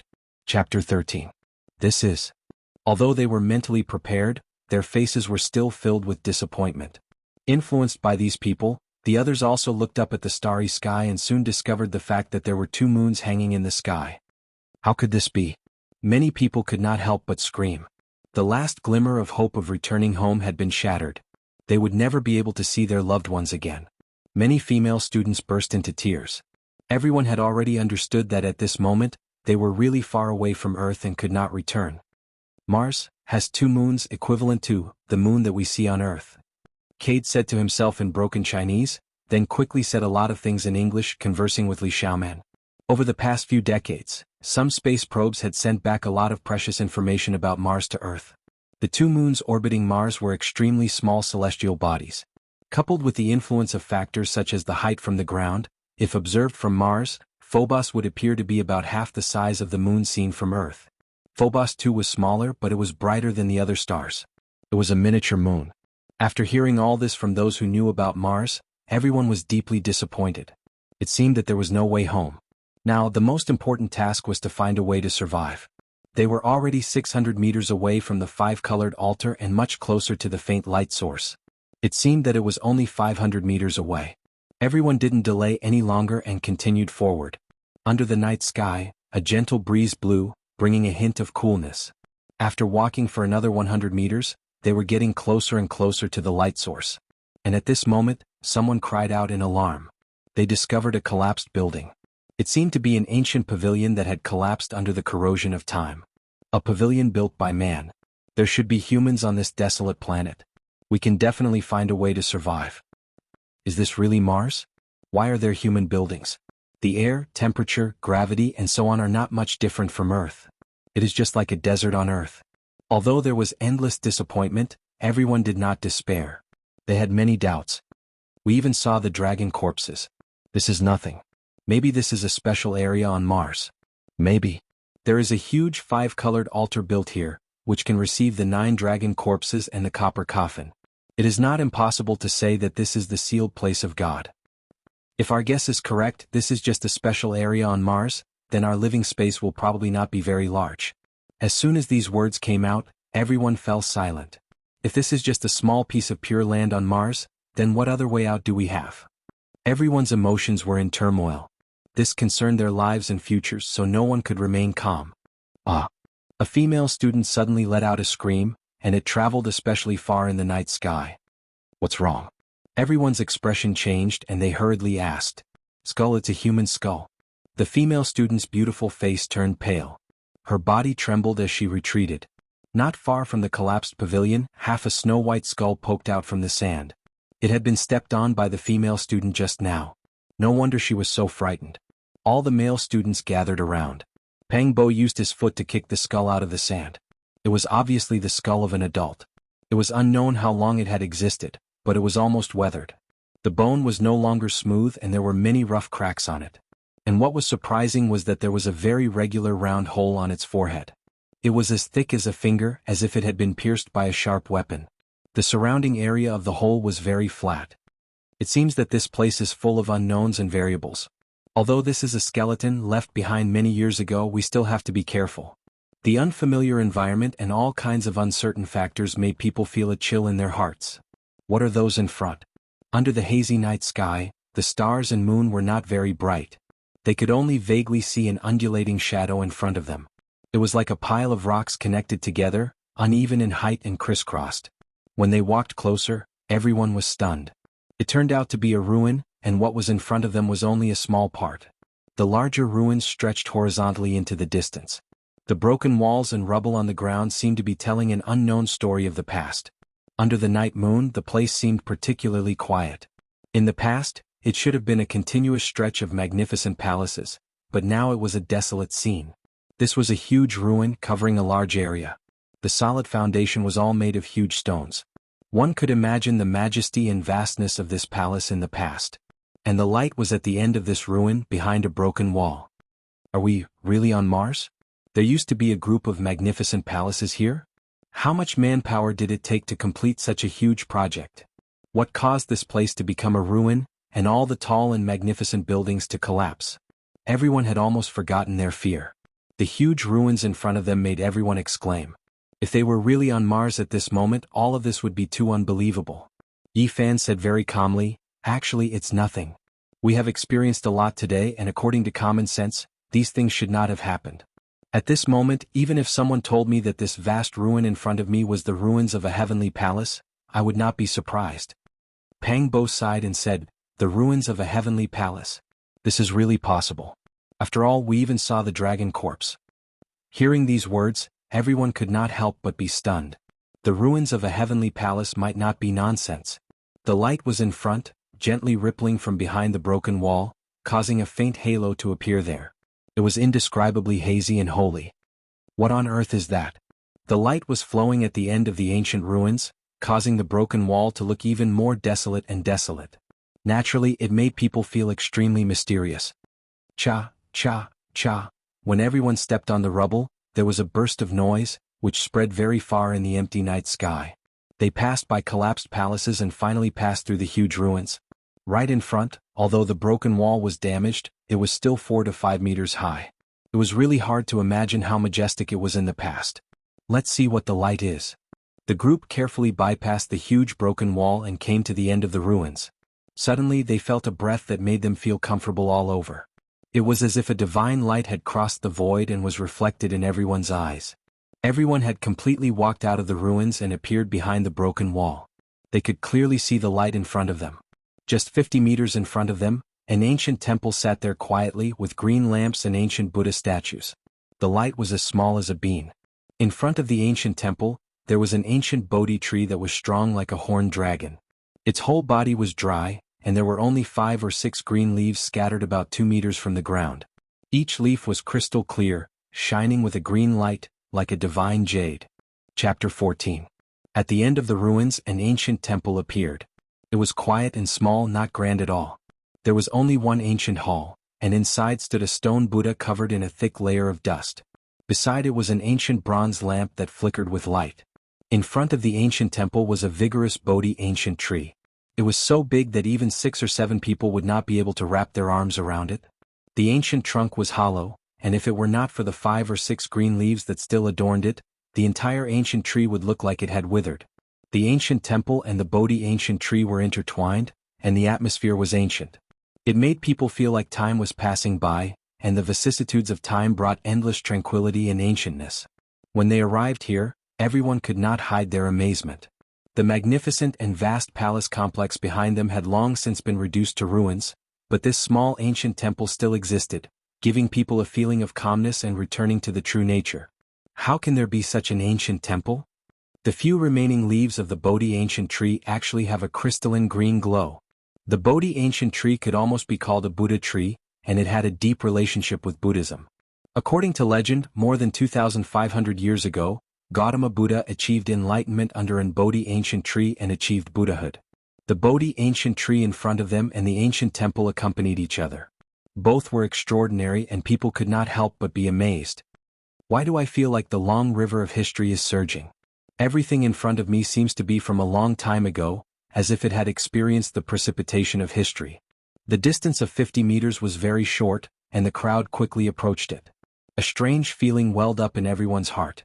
What they saw was like an old historical painting, and the aura of time filled the air. Could this be a temple where the gods lived? There can't really be Buddhas in this world, right? Although the ancient temple is deserted, it still gives people a sense of tranquility and peace. The ancient temple was silent, and there was only tranquility. There is a bronze plaque over there and there are words on it. There was a rusty bronze plaque in the desolate ancient temple, and there were 4 ancient words carved on it. They looked like dragons and snakes coiling around it, and the meaning of Zen was endless. It was still complicated and difficult to decipher Zhongding script, but the first word, da, was easy to recognize. Many people could recognize it even if they did not understand Zhongding script. The last word is temple. Zhou Yi had a certain understanding of the Zhongding script and could recognize the last word. These 4 words are, Great Tempest Temple. At that moment Yi Fan read out the 4 words. Everyone was shocked and they revealed expressions of disbelief. Great Laying Temple. Am I hearing things? How is this possible? Legend has it that the Great Laying Temple was the residence of the Buddha, the supreme holy land of Buddhism. However, the dilapidated temple in front of him was so small and did not have any grandeur.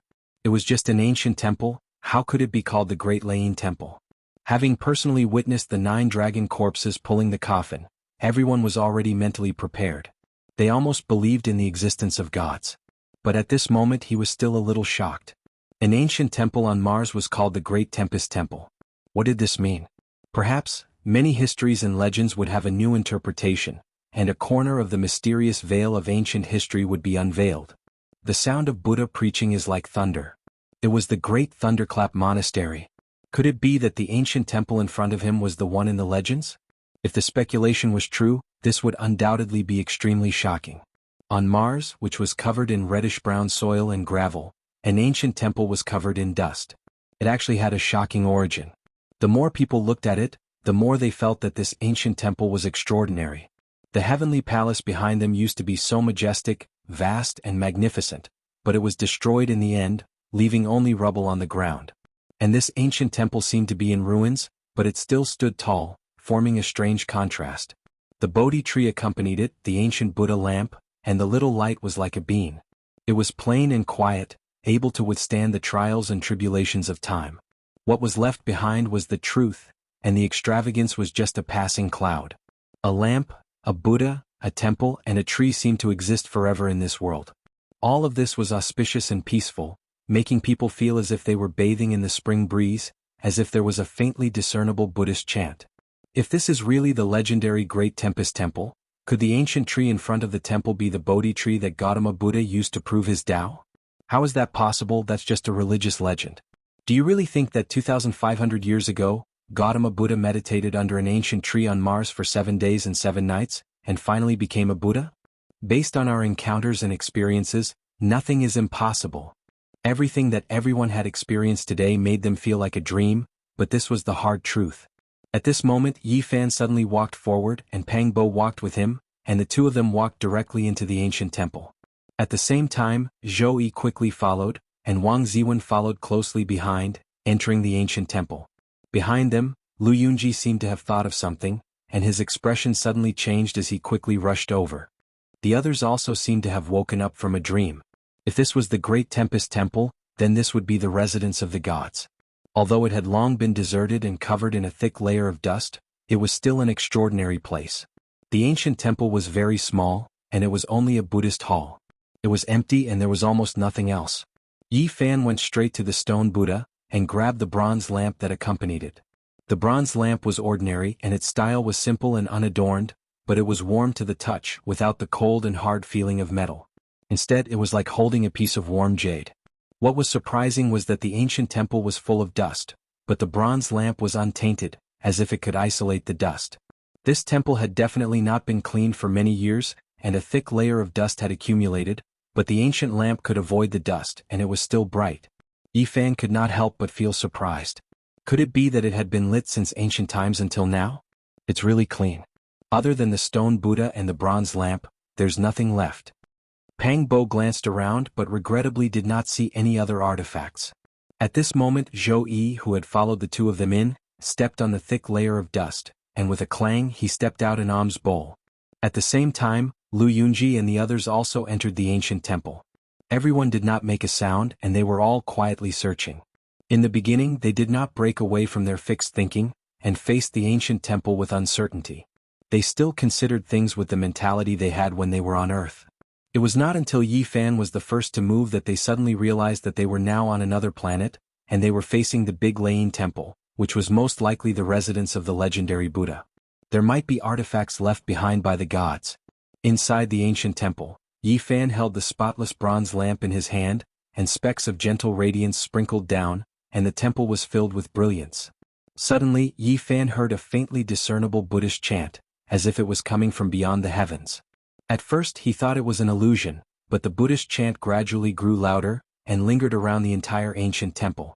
It was solemn, vast, profound. Then all the dust in the ancient temple dispersed, and there was no dust or dirt. It was clean and the 6-syllable mantra actually sounded, Wang Ma and I Pad Me Hum. Chapter 15. What's wrong with you? Pang Bo's voice traveled into Yi Fan's ears as he shook his shoulder. Yi Fan felt as if he had just woken up from a dream. There were no Buddhist chants or Buddhist chants. The ancient temple was still the same with a thick layer of dust, and the others acted as if they hadn't heard anything. Is this really the Great Lane Temple? He whispered to himself. Although what he had heard and seen just now was brief, why did it feel so real? This made him fall into a daze as he thought about it carefully. Yi Fan stared at the ancient bronze lamp in his hand, but there was nothing special about it. There were some patterns engraved on it, simple and natural. There was nothing unusual about it. Praying mat. A male student found an old praying mat from a pile of ashes.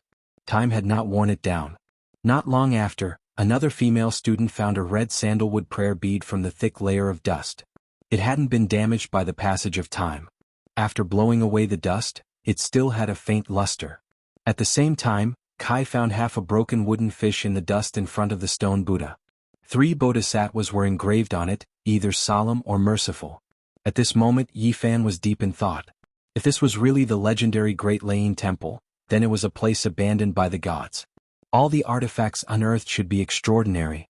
Dang. Wang Ziwen's foot seemed to have kicked something as it made a metallic sound. He pushed away the dust in the corner, revealing a broken copper bell the size of a palm. It was missing a part of the bell's wall and had an ancient design. Dang! He shook the copper bell and a melodious sound came out. It was like the lingering sound of Buddha, calming one's mind. Yi Fan's thoughts were interrupted, and he couldn't help but look at the copper bell. There were cloud patterns engraved on it, and it was simple with a hint of Zen and Buddhist charm. Pang Bo murmured softly. He had entered the ancient temple first, but he didn't find anything. It could only be said that he was unlucky. Almost at the same time, Li Xiaoman found half a jade ruby at the foot of the stone Buddha. She wiped away the dust and the crystal-clear jade immediately began to glow. The ancient temple seemed to be empty, but there were a few people who found artifacts under the dust. The others immediately moved quickly to search for them. Yi Fan did not pay much attention to those objects. The only untainted, undamaged, and everlasting bronze lamp in the ancient temple was in his hand. The other objects were obviously incomparable to it. I don't believe that we can't find anything, Pang Bo mumbled. Search carefully. No matter what artifacts you find, you must put them away. Yi Fan handed the ancient lamp to Pang Bo and asked him to search with the help of the light. Although he could not tell what was so special about these broken Buddhist weapons, he knew that if there were gods in this world, these things must be extraordinary. Yi Fan temporarily handed the copper lamp to Pang Bo. He walked out of the ancient temple and walked towards the Bodhi tree in front of the temple. At this moment, he had already broken away from his original way of thinking and temporarily made himself believe that God really existed. Since the ancient temple was the big Lain temple, how could he miss the accompanying Bodhi tree? If there was a Buddha in this world, that withered ancient tree must be extraordinary. The Bodhi tree was the sacred tree of Buddhism. According to the Tang dynasty records of the western region, Buddha once told Ananda that there were 3 objects in this world that should be worshipped: the Buddha's bone relic, the Buddha statue, and the Bodhi tree. This was because Buddha achieved enlightenment under the Bodhi tree. Seeing the Bodhi tree was like seeing Buddha. The withered ancient tree in front of him was as strong as a horned dragon. 6 or 7 people would not be able to encircle it. The trunk was hollow, and only a withered branch that hung 2 or 3 meters from the ground had 6 green leaves hanging on it. The leaves were crystal clear and as green as agate. Regardless of whether this ancient tree had anything to do with Buddha, the 6 green jade-like leaves alone were enough to show that it was extraordinary. Yi Fan came under the tree and carefully looked at the ancient Bodhi tree. The huge branches almost completely covered the top of the ancient temple. If the branches were full of leaves, one could imagine the scene of the sky being covered by them. At this moment Yi Fan's heart skipped a beat. He found that the 6 crystal-clear green leaves were rippling with invisible green clouds. A small part of them floated towards the direction of the 5-colored altar in the distance, and most of them sank into the roots of the tree. The green clouds were shaped like threads, constantly overflowing from the 6 green leaves. It made people feel a breath of life as if there was endless vitality flowing. Yi Fan squatted down and dug the soil at the roots. He wanted to see what was underneath that could condense the green clouds overflowing from the Bodhi leaves. Under the soil he did not see anything magical. He only found a Bodhi seed. There was no light, no brilliance, no clouds, and its color was gray and ordinary. If one did not pay attention he would be mistaken for a lump of soil. The only special thing about it was its size. An ordinary Bodhi seed was only the size of a fingernail, but this gray Bodhi seed was as big as a walnut. Yi Fan was surprised.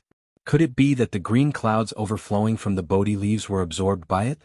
After observing for a while, he saw the green clouds flowing down and disappearing 3 inches away from the Bodhi seed. Although he did not see it absorb the essence of the Bodhi leaves, he was almost certain that it was caused by it. Yi Fan held the Bodhi seed in his palm. After careful observation he was shocked. The natural patterns on this gray and ordinary Bodhi seed were actually connected together to form a merciful Buddha. The Buddha was naturally formed. It was completely formed by the interweaving of natural patterns, but it seemed to have been carefully carved on it. The gray Buddha diagram was simple and natural, and there was a faint Zen rhythm coming from it. A natural Buddha diagram. Could it be that 2,500 years ago, Gautama Buddha really proved his Tao because of the Bodhi tree? The Bodhi tree had other names. It was the wisdom tree, the enlightenment tree, and the thinking tree. Legend had it that it could awaken one's divinity and enlighten oneself. Yi Fan raised the Bodhi seed high above his head, facing the 6 green leaves on it.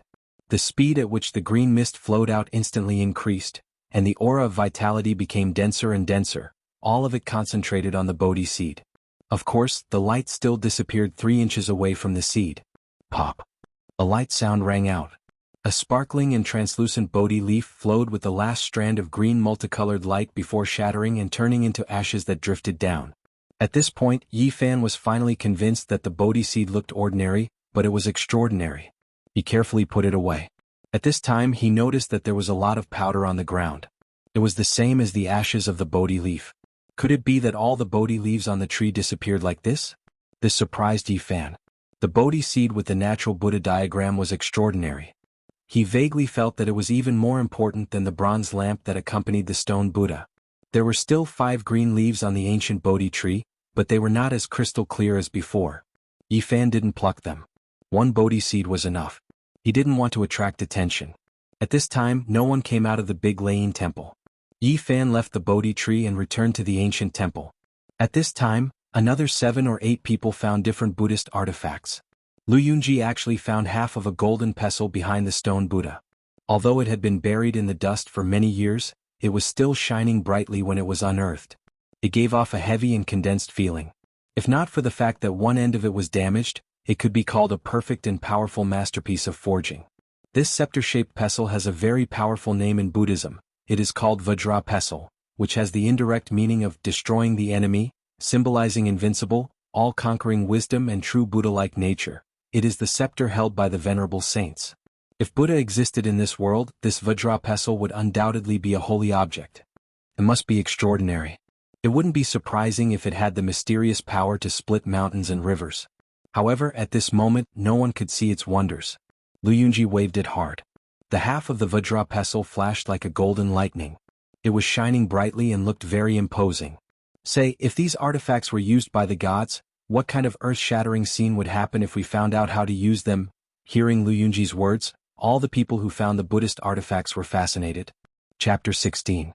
Other than the Vajra, there were also a few people who found damaged incense burners, rulers, copper bells, and fish drums. Among them, the female student who was pitted by Yi Fan and looked haggard at the class gathering found a special artifact. It was a string of prayer beads. There were only 6 of them and they were glistening with a pale gold color. Each of them was the size of a longan fruit. Don't tell me it's made from a saraira? The person beside him said in bewilderment. These 6 beads were all light golden crystals that looked like magnificent gems. It was easy to associate them with the relics left behind by the ancient Buddha after he passed away. After all, they were artifacts that existed in the Great Lane Temple, so their materials were definitely not ordinary. This string of prayer beads was unusual. The female student accidentally found it on top of the stone Buddha's head. The 6 beads were threaded together by a transparent thread. On each bead was a blurry image of a human in different poses.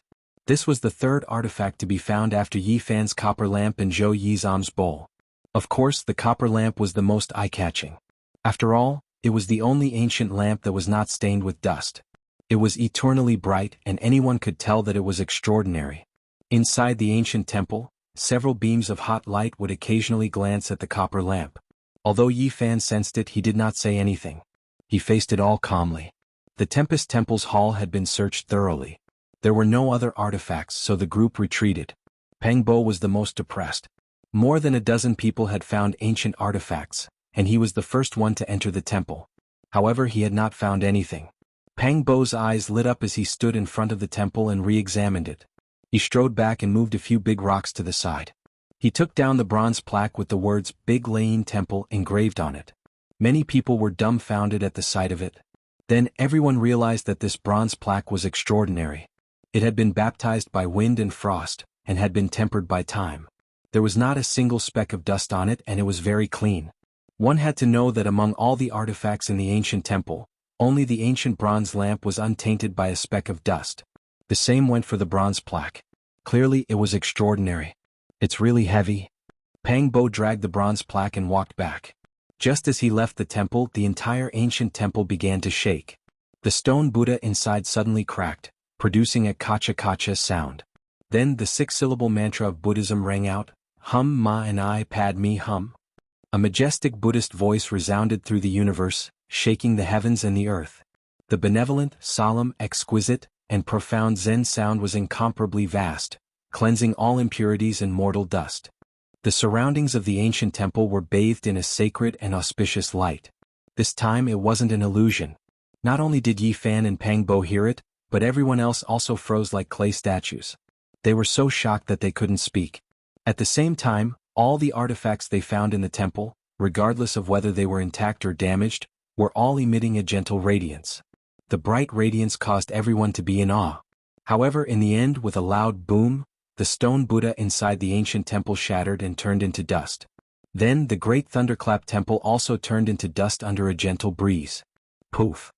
At the same time, the accompanying ancient Bodhi tree also crumbled. There were no wood shavings or dried branches, only ashes that filled the sky and fluttered down. Next, the Buddhist artifacts in everyone's hands dimmed down and once again returned to their normal state. Everyone was stunned and didn't know why such a thing happened. Could it be that the Buddhist artifacts and bronze plaque were taken away from the temple? All that was left of the ancient temple was ashes, nothing was left.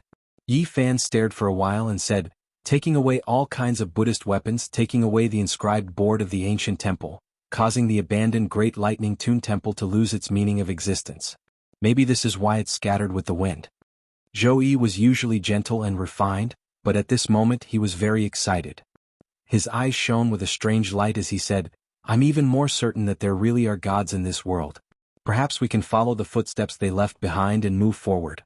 What we've encountered today may be a great opportunity for us. Gods, Buddha, immortality. These absurd legends were now brought up, but no one would find it too absurd. The facts before their eyes indicated that many common sense could be subverted, and that gods did not absolutely not exist. Follow the footsteps left behind by gods. It's easy to say, but I don't see any hope. Pang Bo glanced at Zhou Yi and said, right now the most important thing is to find a way to survive. There are no villages or shops in this desert, no water source, no food. In another 7 or 8 hours, the situation will become extremely bad. All the signs show that this planet is most likely Mars, and we all know that it's impossible for Mars to have a habitable environment. Li Xiaoman was beautiful and moving. After a series of events, she had become calmer and calmer. She continued, if gods really exist, then perhaps all of this can be explained. This is just a small piece of pure land on Mars. As soon as she finished speaking, a series of rumbling sounds suddenly came from the reddish-brown ground. The vast land began to shake as if there were thousands of soldiers and horses galloping, or as if there were raging waves surging in the sea. Sandstorm, a superstorm on Mars. Beside Li Xiaoman, Cade's expression changed drastically as he shouted in broken Chinese.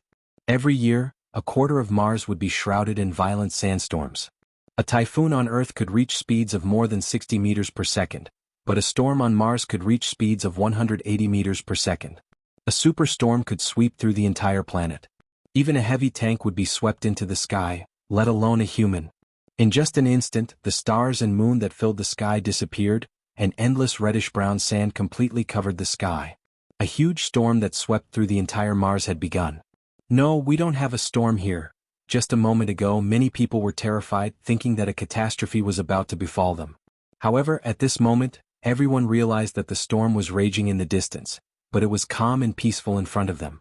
With the 5-colored altar and the Tempest Temple as the axis, a hazy round cover with a diameter of more than 1,000 meters was formed, covering the sky above this area and isolating this place from the outside world. Li Xiaoman's words had come true. This was indeed a small piece of pure land, and a supernatural force had blocked the storm. This indirectly proved that gods might exist, and this might be a place protected by gods. Oh no, that hazy light cover is dimming and it's about to disappear. A female student who was looking up at the sky turned pale. The dim light barrier in the sky was gradually melting, and it wouldn't be long before it completely disappeared. After seeing this scene, everyone's expression changed. With death so close, no one could remain calm. What do we do? Are we really going to die here? Some people's voices were trembling. I don't want to die. Some of the female students cried out. If the light cover disappears, we'll be crushed by the superstorm. Even the male students were terrified. This piece of pure land on Mars would no longer exist, and there would no longer be a place for survival. Rumble, the storm was like muffled thunder, and the entire land seemed to be trembling. The sky was covered in a hazy haze, and there was violent sand everywhere. Fear was spreading among everyone. Yi Fan's eyes were still clear, and he looked at the overwhelming sandstorm. He said calmly, perhaps there's only one way out now. We can escape? What's the plan? This piece of pure land will no longer exist. Where else can we survive? At this juncture of life and death, everyone was extremely anxious and many people were panicking. Follow the path that the gods have taken and leave this uninhabitable environment, Yi Fan said. Instantly, some people understood what Yi Fan was thinking, but there were still many who were puzzled. That's right, this might be the only way out. Zhou Yi nodded in agreement. According to Yi Fan's speculation, in the distant past, there were gods who opened up the ancient starry sky path from Earth to Mars, but this might not be the final destination. There was also a five-colored altar on Mars, and it was very likely that it led to an even more distant starry sky. This was the path that the gods had taken before, and now that they were forced into a desperate situation, the only way to survive was to follow this ancient path and leave Mars. At this moment, everyone understood, and they quickly rushed toward the five-colored altar. Although it was only a distance of 1,000 meters, everyone felt as if they were separated by an ocean. This distance concerned their life and death. If the light cover in the sky was shattered before they reached the five-colored altar, everyone would die without a doubt. The vast ruins of the heavenly palace were filled with rubble. This was a difficult journey, and because they walked too quickly, some people sprained their ankles. However, they did not dare to stop, and they endured the pain as they moved forward quickly, not wanting to fall behind. Even if they could reach the five-colored altar safely, whether or not they could open up the ancient starry sky path was still unknown.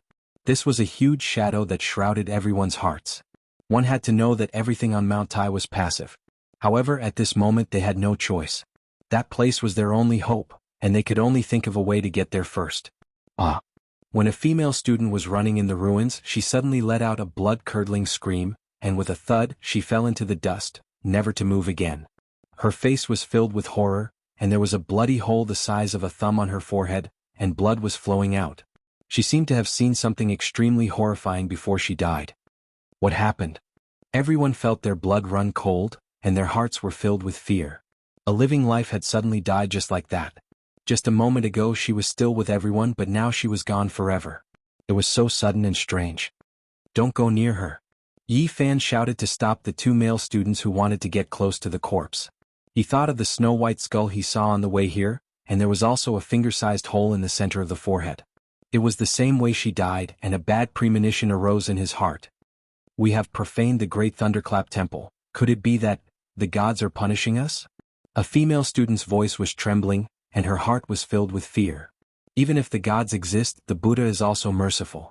Zhou Yi interrupted her words to prevent the fear from spreading and said, "We have no way to take her away now, and can only let her rest here in peace. We must hurry back to the five-colored altar." No one hesitated, and at this moment of life and death, they could no longer care about the corpse of the female student. Dong. Suddenly, the melodious sound of a bell rang out, and the sound was vast and solemn, as if a great golden bell was shaking. Extremely resplendent golden light rushed out from where Wang Ziwen was, and his entire body was enveloped in the dazzling golden radiance, as if he was wearing a thick layer of golden battle armor. It was extremely dazzling, and it was as if a golden divine flame was burning. In Wang Ziwen's hand, the broken bronze bell was gently shaking, and the grand sound was produced by it. The resplendent golden light also came from it. What happened? Lu Yunji was the closest to him and asked very nervously. Something attacked me just now. Wang Ziwen was usually gentle, but at this moment he was enveloped by the golden divine flame, and it was as if he was wearing a golden battle armor. He was very imposing, and it was as if a god had descended to the mortal world. Chapter 17. Did you see clearly what it was? Peng Bo asked. He wanted to figure out the source of the danger. He was usually careless, but he was always calm during critical moments. I didn't see anything. I only felt a terrifying aura envelop my body, and then the bell started to shake. At this moment, Wang Ziwen was enveloped by the golden light, but he still felt a lingering fear. After hearing these words, everyone who had obtained something from the Tempest Temple tightly grasped the broken Buddhist tools in their hands. These things were proven to be extraordinary. They must have been used by the gods. The broken bell stopped shaking, and the melodious bell sound gradually faded. The burning golden divine flame on Wang Ziwen's body disappeared, and the golden light returned to the bronze bell. Let's go, let's leave these ruins quickly. Yi Fan held the bronze lamp in his hand, sprinkling some divine light as he led the way to the five-colored altar. Everyone followed closely behind. There had to be something terrifying in the vast ruins of the heavenly palace. Every second that they stayed here would increase the danger they would face. Another scream rang out. As they approached the edge of the ruins, a male student fell to the ground on his back. There was a finger-sized hole in the middle of his forehead. Fresh blood flowed out of it. He died the same way. He died with everlasting regret. His eyes were wide open, and the terrified expression on his face before he died was frozen in place. At this moment, many people were terrified. Another student suddenly died. They could only watch helplessly, but they couldn't do anything to stop it. They didn't even know what killed him.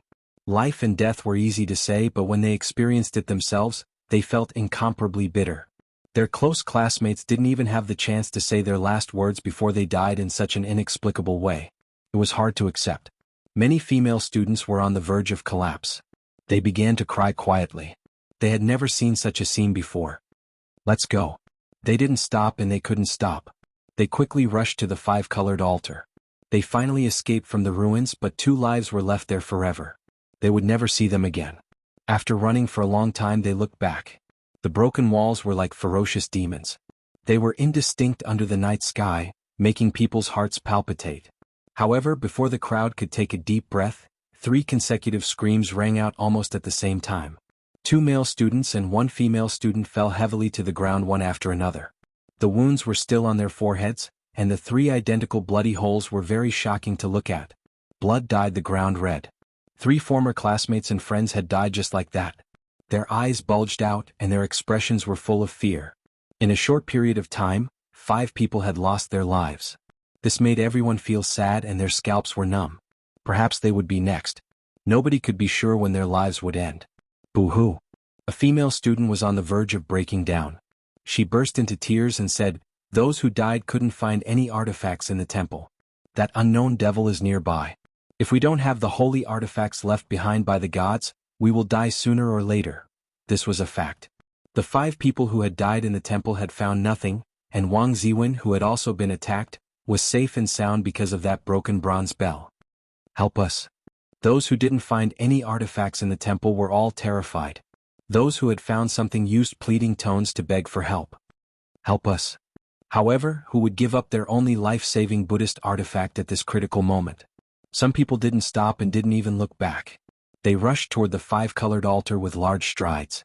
The friendship between classmates was indeed precious, but in the face of life and death, many people chose to face each other coldly in order to protect themselves. The relationship between humans and the contradictions of human nature was facing a difficult test for the first time. "I beg you, save me." The female student who was on the verge of a mental breakdown cried as she ran. She was terrified and extremely pitiful. Her shoes had already fallen off, but she was still at a loss. At this moment, fear had already occupied her heart. Yi Fan shouted, "We can share the objects found in the temple with others." Pang Bo had always been by Yi Fan's side. He stood beside him and also shouted, "That's right, we can share an object found in the ancient temple with 2 or 3 people." Many people looked over, but there was hesitation in their eyes. Someone said, "What if these broken artifacts aren't that useful? If they can only protect one person, won't the original owner also fall into a life and death situation?" As soon as these words came out, people were immediately shaken. There were even 2 people who began to speed up and rush forward without looking back. "Thank you, Yi Fan." The pitiful female student who had lost her shoes and her face was covered in tears stumbled to Yi Fan. She had an extremely grateful expression on her face. Mixed with the tears rolling down her face, it made people feel pity for her. She stretched out her trembling right hand, but when she was 1 foot away from the ancient lamp, her expression suddenly froze. Then, her eyes became lifeless and she fell heavily to the ground. The change was so sudden. Yi Fan watched as her eyes lost their luster. That pitiful and beautiful face was covered with tears. That smile of gratitude that had just appeared was forever frozen there, making people feel very uncomfortable. Yi Fan wanted to help her up, but in the end he only stretched out his hand and then retracted it. The back of the poor female student's head was pierced. This time it wasn't her forehead. Blood flowed out from her long black hair. She was only 1 step away, but she still died in front of Yi Fan. That frozen smile stung Yi Fan's eyes. He slowly retreated, leaving the gradually ice-cold corpse. "What is that thing?" This was everyone's question. With death so close, everyone became even more terrified. 3 or 4 people quickly surrounded Yi Fan and Pang Bo. They impatiently tried to grab the ancient lamp and bronze plaque. It was as if they were fighting over it, wanting to take it for themselves. What are you doing? Pang Bo glared at them and shouted, "We are saving you and sharing these things with you. We are not giving up our lives to give you the bronze plaque and the ancient lamp." His body was tall and sturdy, so when he glared at them he naturally had a terrifying power. Those people immediately stopped and awkwardly stepped forward, placing their hands on the bronze plaque and the ancient lamp. There was no time to waste. Everyone quickly ran, but at this time, there was a restless feeling spreading. Some people's eyes were burning and they wanted to steal the Buddhist treasures. As for those who had broken Buddhist treasures, they were filled with vigilance and regretted sharing them with others. "We come from the same place and we have been classmates for 4 years. Don't let you live the rest of your life in shame and regret your choice today," Yi Fan shouted. His voice was even more intimidating than Pang Bo's, and many people immediately calmed down. Boom. At this moment, Lu Yunji's body suddenly exploded with hundreds of thousands of lightning bolts. Lightning danced in the air, and he was like a thunder god descending to the world. Lightning covered his entire body, and the lightning flickered, illuminating the surroundings. The Vajra pestle in his hand was even more resplendent, and all of this originated from the broken pestle. Lu Yunji seemed to be wearing a battle armor made of interweaving lightning. His entire body emitted an incomparably fierce aura, and bolts of lightning curled around his body. He was simply like a thunder god of war. "Just now, I was attacked by that indescribable thing." He only said this one sentence and then he didn't say anything else. His fierce eyes inadvertently glanced at Yi Fan, but when he saw the ancient bronze lamp, the two sharp lights quickly disappeared. Only after a moment did the lightning on Lu Yunji's body gradually recede, and the Vajra pestle in his hand became dim again. It was a staff used by a god. The power of this treasured pestle was obvious to everyone and they were all shocked. Along the way everyone was silent. Finally they arrived in front of the multicolored altar. Fortunately there were no more deaths and this made everyone slightly relieved. On the multicolored altar, the 9 huge dragon corpses and the ancient bronze coffin were quietly lying there, and they were still as shocking as ever. That is, arriving in front of the altar, everyone was shocked. The multicolored altar had a hazy halo, and there were faint specks of light condensing from all directions, sinking into the stone foundation. The light barrier that enveloped the sky gradually melted and disappeared. It was actually because of the multicolored altar, and it seemed to be accumulating some kind of mysterious energy. Everyone was shocked at first and then they revealed expressions of joy. This was because the multicolored altar was glowing, and just like on Mount Tai, it was very likely a sign that the ancient path to the stars was about to open. However, this time the energy source was not the stone book, but a hazy and huge light barrier. Rumble. The hazy light barrier in the sky was melting, and the thunderous storm outside was rumbling, and the entire earth seemed to be shaking. The light barrier was dimming, and everyone climbed up the multicolored altar, watching everything anxiously. That unknown and terrifying existence in the dark was like a shadow lingering in everyone's hearts. Although it didn't appear for the time being, as long as they didn't leave this place, it would still be a great threat. Everyone was eager to escape Mars.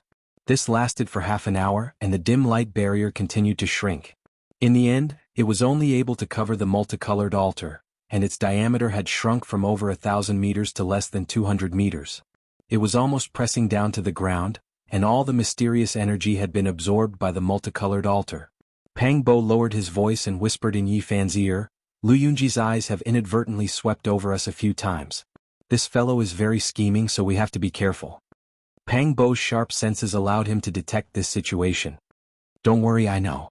Yi Fan turned to look at Lu Yunji and a warm smile appeared on his face. Lu Yunji was very calm, and he nodded in a friendly manner, as if nothing out of the ordinary could be seen. There were 2 people beside him, and one of them was the male student who had just arrived safely thanks to the protection of Yi Fan's bronze lamp. This made Pang Bo very dissatisfied and he said in a low voice, "This ungrateful thing, he's always around Lu Yunji when we were in school. Just now we were the ones who protected his life, but now he's with Lu Yunji again." Half an hour later, the hazy light barrier outside gradually shrunk, and it was about to press down on the multicolored altar. One could clearly feel the terror of the storm outside. Whoa! The wind sounded like the wailing of ghosts and the sand and pebbles hit the light barrier, producing a thunderous sound. Even some of the sand and pebbles had been blown into the barrier. It was easy to imagine how weak the light barrier was, and it could completely disappear at any moment. Everyone was shocked and they quickly retreated. If they fell out of the altar, they would immediately be swept up into the sky by the storm. At this time, the male student that Pang Bo said was ungrateful slowly moved from Lu Yunji's side, and he suddenly grabbed the bronze lamp in Yi Fan's hand with one hand, while his other hand fiercely pushed towards Yi Fan, wanting to snatch the bronze lamp and push him out of the multicolored altar. Chapter 18. Yi Fan held the ancient bronze lamp in his left hand and took 2 steps back. His right hand grabbed the collar of the male student and almost lifted him off the ground. Pang Bo, who was beside him, was furious. He shouted, "You heartless bastard! You're really an ungrateful ingrate. Have you forgotten who shared the bronze lamp with you just now? Who protected your life and sent you here safely?" Pang Bo reached out and grabbed the male student's collar. He wanted to throw him out of the rainbow altar. The scene before him was truly infuriating. Cough. The male student's face was pale. He began to struggle when Yi Fan grabbed him with one hand, but he couldn't escape from Yi Fan's grasp. Now that Pang Bo had grabbed him by the neck, he almost fainted. The expressions of the people around him were different. Some of them were already restless, but they didn't expect that someone would actually make a move. Furthermore, the target was Yi Fan, who had helped him before. "You ungrateful ingrate, do you still have a conscience? If it wasn't for Yi Fan saving you, you would have died outside." The more Pang Bo thought about it, the angrier he became. He was a temperamental person, and he felt that throwing the other party out like this wasn't enough to appease his anger. He raised his right hand and slapped the other party 4 or 5 times. A male student behind him came forward and tried to mediate. "We've been classmates for 4 years. Don't be like this. Pang Bo, let go." Pang Bo glanced at him and said, "Do you think I'll let go just because you want me to? Didn't you see that he wanted to kill Yi Fan? If it wasn't for Yi Fan's quick reaction, he would have been pushed out of the rainbow altar and into the storm. How can we let such a vicious bastard go? We're all from the same place, so we should be in the same boat. We can talk things out, let him go first." Another male student came forward to mediate. Pang Bo could clearly see that this person was one of the people who had been standing with Lu Yunji. Even though they had separated, the 2 of them were definitely in the same boat. Moreover, the male student he caught was with them just now. Although there was no evidence to prove that they were conspirators, Pang Bo didn't care about the consequences. After he made up his mind, he remembered the other party regardless of whether there was evidence or not. "That's easy for you to say. If someone wanted to kill you, would you still be able to remain calm? How about I push you out of the rainbow altar and see?" The more Pang Bo spoke, the angrier he became. With a pitter-patter sound, he fiercely slapped Qin Lai a few more times. "Don't kill him. We can talk things out. Put him down first and we'll discuss how to deal with him." A female student chimed in, glancing at Lu Yunji. During this entire process, Lu Yunji had been very calm. He did not step forward to persuade them, nor did he express his opinion. It was as if this had nothing to do with him and he was watching the development of the situation from the sidelines. Yi Fan saw everyone's expressions. Seeing that he couldn't lure Lu Yunji out, he stopped Pang Bo and said, "Let him go." "Yeah, let go first." "Yes, let him go first. There's nothing that can't be resolved between classmates. Don't make it too stiff." The 2 male students and the female student who had just tried to persuade Lu Yunji spoke up. At the same time, the others saw that Yi Fan himself had spoken up, so they also tried to persuade him. "Make it too stiff? Do you think we haven't crossed this line yet?" Pang Bo glared at the male student who was with Lu Yunji and said, "He almost killed Yi Fan and you're still trying to excuse him like this." However, Pang Bo didn't continue to make trouble. Seeing Yi Fan's signal, he finally let go of his hand. However, no one expected that after Pang Bo let go, Yi Fan himself didn't let go. He grabbed the male student's collar with one hand and almost directly lifted him up. In a few steps, he came to the edge of the rainbow altar and seemed to want to throw the male student out. Everyone was stunned. No one thought that Yi Fan would do this. At the same time, they were very surprised by Yi Fan's strength. They couldn't help but remember when they were at school, he was nicknamed the barbarian in the tree shade field. Yi Fan looked gentle, but his physique was very strong and his strength was amazing. Like picking up a chick, he carried the male student to the edge of the rainbow altar with one hand. "Before this, I saved your life. Why did you harm me?" Yi Fan pressed him on the edge of the altar with one hand, ready to push him down at any time. He was only half a foot away from the hazy light shield. The male student was frightened and shouted, "Don't push me. I'm a wolf and a dog. I was blinded by greed. I don't know what's good for me. Let me go." "I won't dare to do it again," Yi Fan smiled, revealing a mouth full of white teeth. He looked very bright and said, "No matter what people do, they have a motive. Don't you want to say it? I really don't want to see you being swept up into the sky by the storm." After saying that, he pressed the student with one hand and pushed him out of the rainbow altar. Help! The male student was really frightened. He shouted loudly, "Let me go, I'll tell you everything." As a modern urbanite, he had never experienced such a scene. The male student collapsed on the spot. In the face of the storm close at hand, his face was pale, without a trace of blood. "This is not good. Yifan, let him go. It's too dangerous." "Yes, everything can be discussed. You can't disregard the friendship of classmates like this. It's not good if someone dies." It was still the same students who spoke up to dissuade him. They had slowly walked over. Clang. Pang Bo placed the bronze plaque of the Great Lane Temple, which was half the height of a human, on the ground. He glared at them, causing them to stop in their tracks. Yifan turned around and smiled warmly, saying, "It's okay. He is willing to tell me the reason. I also want to hear what I did wrong. I won't have any conflict with him. You guys can rest assured." When he turned around again and faced the male student who was pressed to the edge of the altar, his eyes suddenly became fierce. If the other party didn't say anything, he would directly push him out. This was the message Yifan sent with his eyes. "I didn't get anything in the ancient temple. I didn't have a god's item. I felt threatened, so I was greedy. What a wolf." As he said that, he started to slap his own mouth. Yifan didn't say anything.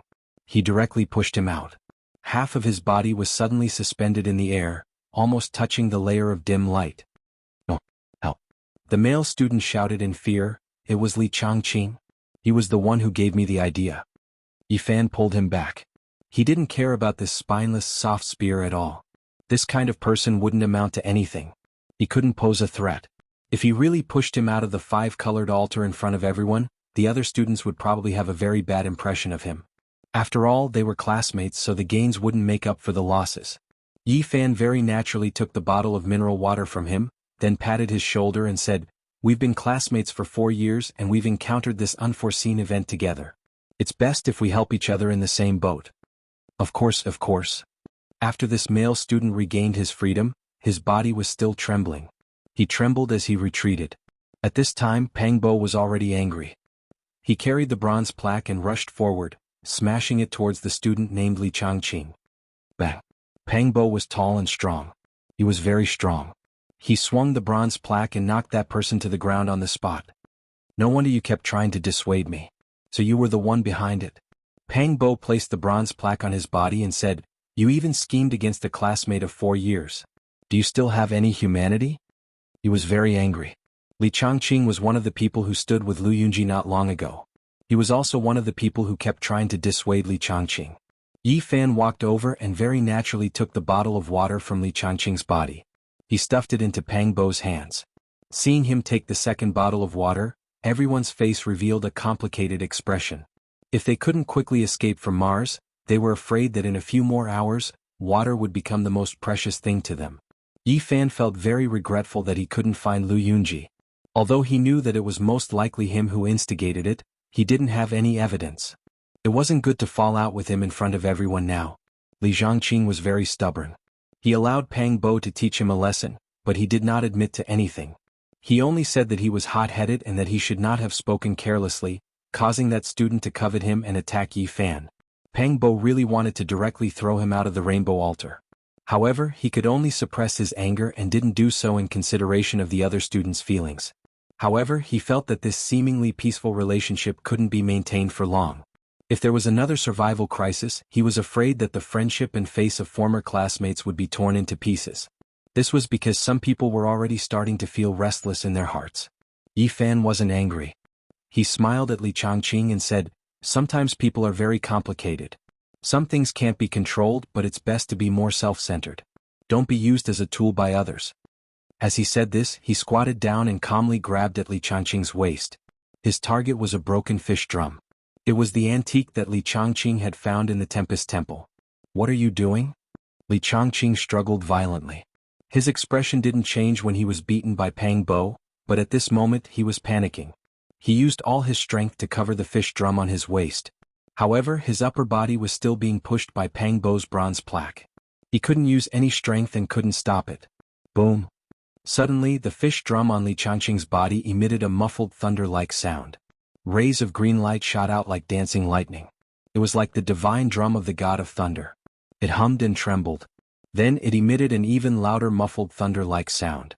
The purple light coiled around and immediately protected Xianxia inside. That place was bright and resplendent like a giant purple cocoon. It emitted a dazzling divine splendor and illuminated the entire rainbow altar. The surrounding people were shocked. They felt their ears buzzing. Some people couldn't even stand steadily and almost fell to the ground. At the same time, the bronze plaque in Pang Bo's hand erupted with thousands of rays of light. Accompanied by the rumbling of thunder, the 4 words Tempest Temple soared into the sky. Waves of ethereal chanting resounded. The Buddhist chanting was like thunder. The dazzling light emitted by the bronze plaque of the Tempest Temple immediately suppressed the giant purple cocoon. The sound emitted by the fish drum almost disappeared. At the same time, the bronze lamp in Yi Fan's hand sprinkled down a bit of gentle radiance. It instantly enveloped his entire body. A layer of holy and pure divine light evenly covered the surface of his body. It was as if he was wearing a divine armor.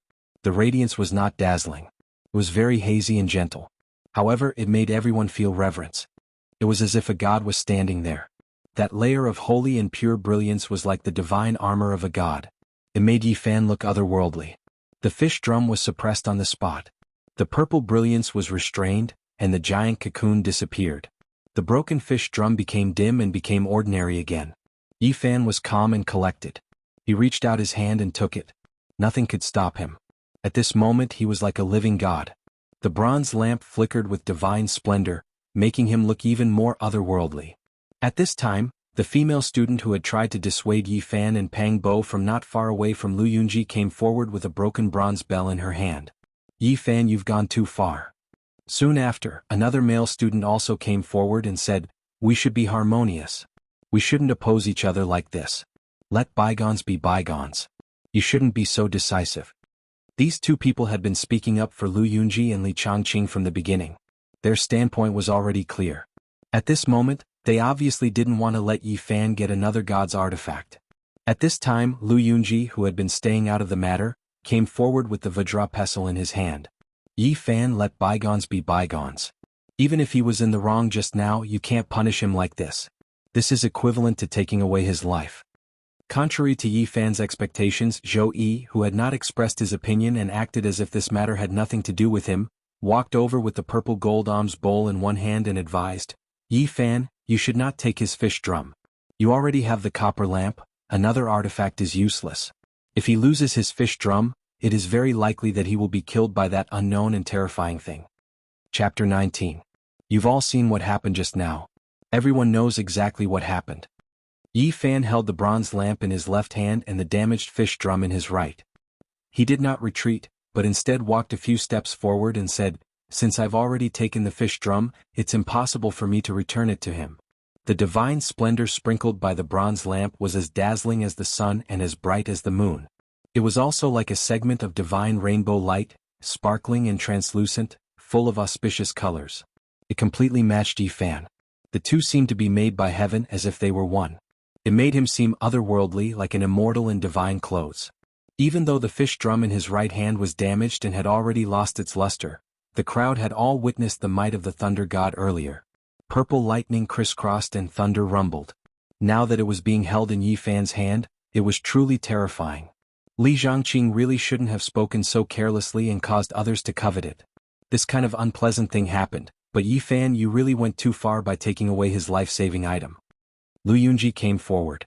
The Vajra pestle in his hand was shining brightly, giving off a heavy and condensed feeling. It was very imposing. There was a man and a woman beside him. They had been stopping Pang Bo from making a move since the beginning and speaking up for Li Zhangqing. At this moment they all followed Lu Yunji forward. Yi Fan, I know you are very angry. Anyone would be furious after something like this happened, but we should be more tolerant. The female student spoke very calmly, as if she was standing on the side of reason. She was not biased and seemed to be completely impartial. She said, we all know what it means to take away his life-saving item in this kind of situation. You can't go too far. At the tip of her finger was a worn-out bronze bell. It seemed to have been covered in dust for many years. It was gray and without light. Although it looked ordinary, it couldn't help but attract attention.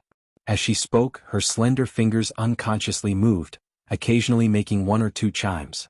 The male student next to Lu Yunji also said, we should all have a forgiving heart. We've known each other for 4 years and encountered such an unforeseen event at the same time. We should help each other in the same boat. Let's forget about this unhappy matter and stop pestering each other. Yi Fan returned his life-saving fish drum. You don't want to watch him lose his life, right? In his hanging right hand was a rusty incense burner. It was only the size of a palm and was somewhat damaged. Part of the furnace wall was broken, but it still looked simple and natural. The three stood together. Moreover, they had all gained something from the Thunderclap Temple. They each held an item abandoned by the gods. At this moment their words naturally had weight. Clang. Pang Bo took a large step forward and heavily placed the Great Thunderclap Temple's bronze plaque on the ground. He said, "Your words are even better than singing. I've discovered that your ability to distort black and white is very profound. First of all, you have to understand what just happened. Secondly, you have to know that people should be more upright.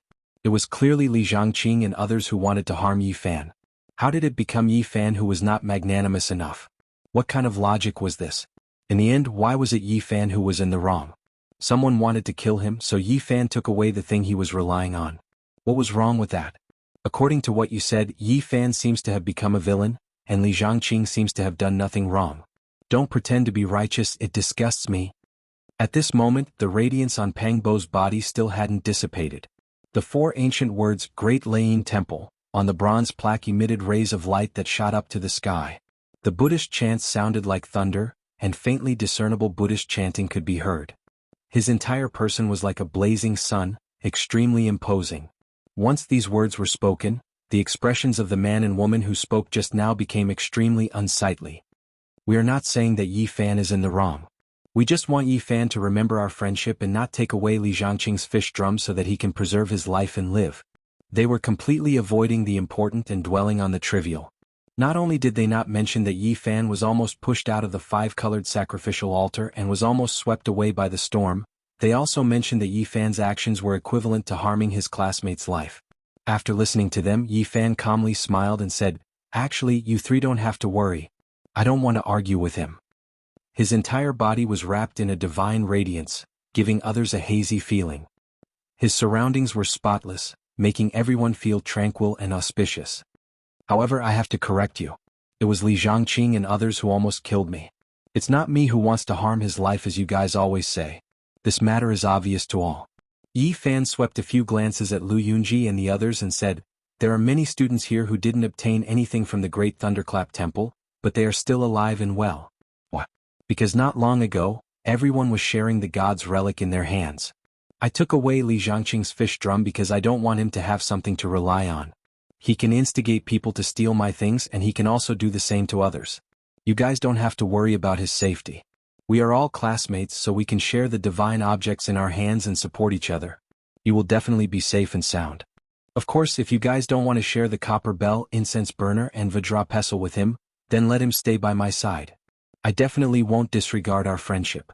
Yi Fan first pointed out the root of the matter and went straight to the point. After that, he mentioned sharing the god's relics. Although he didn't say much, everyone could naturally relate that it was his suggestion not long ago that allowed many people to escape the calamity. After that, he lightly cut Lu Yunji and the other 2 students, making everyone speechless. Joey was also standing at the front. Other than the initial objection to Yi Fan taking away the fish drum, he had been listening quietly throughout the whole process and didn't express any opinion. Only now did he speak again and said, "Li Jiangqing is indeed in the wrong. It's not too much to punish him. But Yi Fan, isn't it a bit of a waste for you to have 2 gods' relics? You should know that there are many students here who don't even have a single remnant." Zhou Yi's family had a certain background, but he had never made people feel that he was arrogant. He had always been scholarly and easygoing. Now that he pointed out this problem, Pang Bo immediately frowned, but he couldn't refute anything. "I'm even willing to share the ancient bronze lamp in my hand with everyone. Now that I've taken this fish drum, I naturally have to consider things from this aspect." Yi Fan smiled and waved to a male student behind him, saying, "I'll give you Zhang Xiling. If there's any danger, you must remember to share it with the person next to you." This student named Zhang Xiling had been standing behind Yi Fan and Pang Bo. Their relationship had been forged on the football field back then, so they were closer than other students. Although he didn't make a move like Pang Bo just now, he was clearly on Yi Fan's side. Yi Fan's decision was very sudden. The corner of Zhou Yi's mouth twitched, but he didn't say anything. Lu Yunji immediately frowned, and the female student beside him immediately objected, saying, "Many of the male students here have gained something from the Tempest Temple. Comparatively speaking, there aren't many female students who have found Buddhist artifacts. I think you should have a female classmate." As she spoke, she hinted at a female student behind her. Pang Bo revealed a sarcastic expression and said, "What's the difference between classmates? Those who have the relics of the gods have to share it with others. It doesn't matter who you give it to. Are you not willing to help others?" Selectively ignoring and focusing on offensive things, Pang Bo gave her a taste of her own medicine. With a mocking expression on his face, the female student choked and became angry. Her face alternated between green and white as she said, "Don't misinterpret my meaning." Zhang Xiling very naturally stepped forward and took the fish drum from Yi Fan. Both of them didn't say anything. Everything was understood without words. Yi Fan directly ignored Lu Yunji and didn't even look at him. He asked Zhou Yi, "What do you think?" "I don't have any objections. We're in trouble now, so we should help each other. I hope there won't be any more unpleasant things happening." Zhou Yi said these words very calmly and then said nothing else. The surrounding students saw all this and experienced the subtle situation just now. Although it seemed peaceful, there were a few invisible confrontations, but all of them were easily resolved by Yi Fan. This reminded people of Yi Fan when he was still a student. Back then he was very easygoing and indifferent when it was time to be peaceful, and when it was time to show off his abilities, he was not careless. He never caused trouble, but he was even more unafraid of trouble coming to him. Pang Bo held the bronze plaque of the Tempest Temple, looked at Lu Yunji and the others in front of him and said, "Yi Fan doesn't care about the things that others do to him, but there are some things that I have to say. Heaven is watching what people do. At this point I think we can no longer deny the existence of gods. It's better for people to be more righteous and don't do those things that can't see the light of day." This was tantamount to slapping the faces of those in front of him, but no one could say anything because he was standing on the side of reason. Lu Yunji was as calm as an ancient well, without any expression of embarrassment. He only nodded and said, "Well said. We must avoid such things from happening again in the future." Lin Jia and Wang Ziwen stood at the back, both of them maintaining a neutral stance. Just now they didn't express any opinions, but now they spoke up one after another. "In order to avoid further unpleasantness, I think we should have a good discussion. Right now we should determine how those who have gained something from the Tempest Temple should help others, and how many people each person should help." Li Xiaoman didn't say anything from beginning to end. She was watching Yi Fan not far away, watching him calmly resolve everything.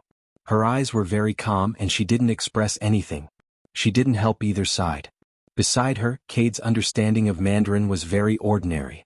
It was only now that he completely understood what had happened. This foreigner was secretly speechless. Bang! Suddenly, a shattering sound was heard and everyone was shocked. The light curtain protecting the five-colored altar had been pierced, and something had drilled in. Everyone looked in that direction. A jet of black light was extremely fast, and with a pu sound, it pierced through the forehead of a male student. A flower of blood splattered, and the male student's eyes were wide open. He fell to the ground on his back and no longer made a sound. If it weren't for the light curtain, this terrifying thing would have been completely silent, and no one would have been able to detect the attack of the jet of black light.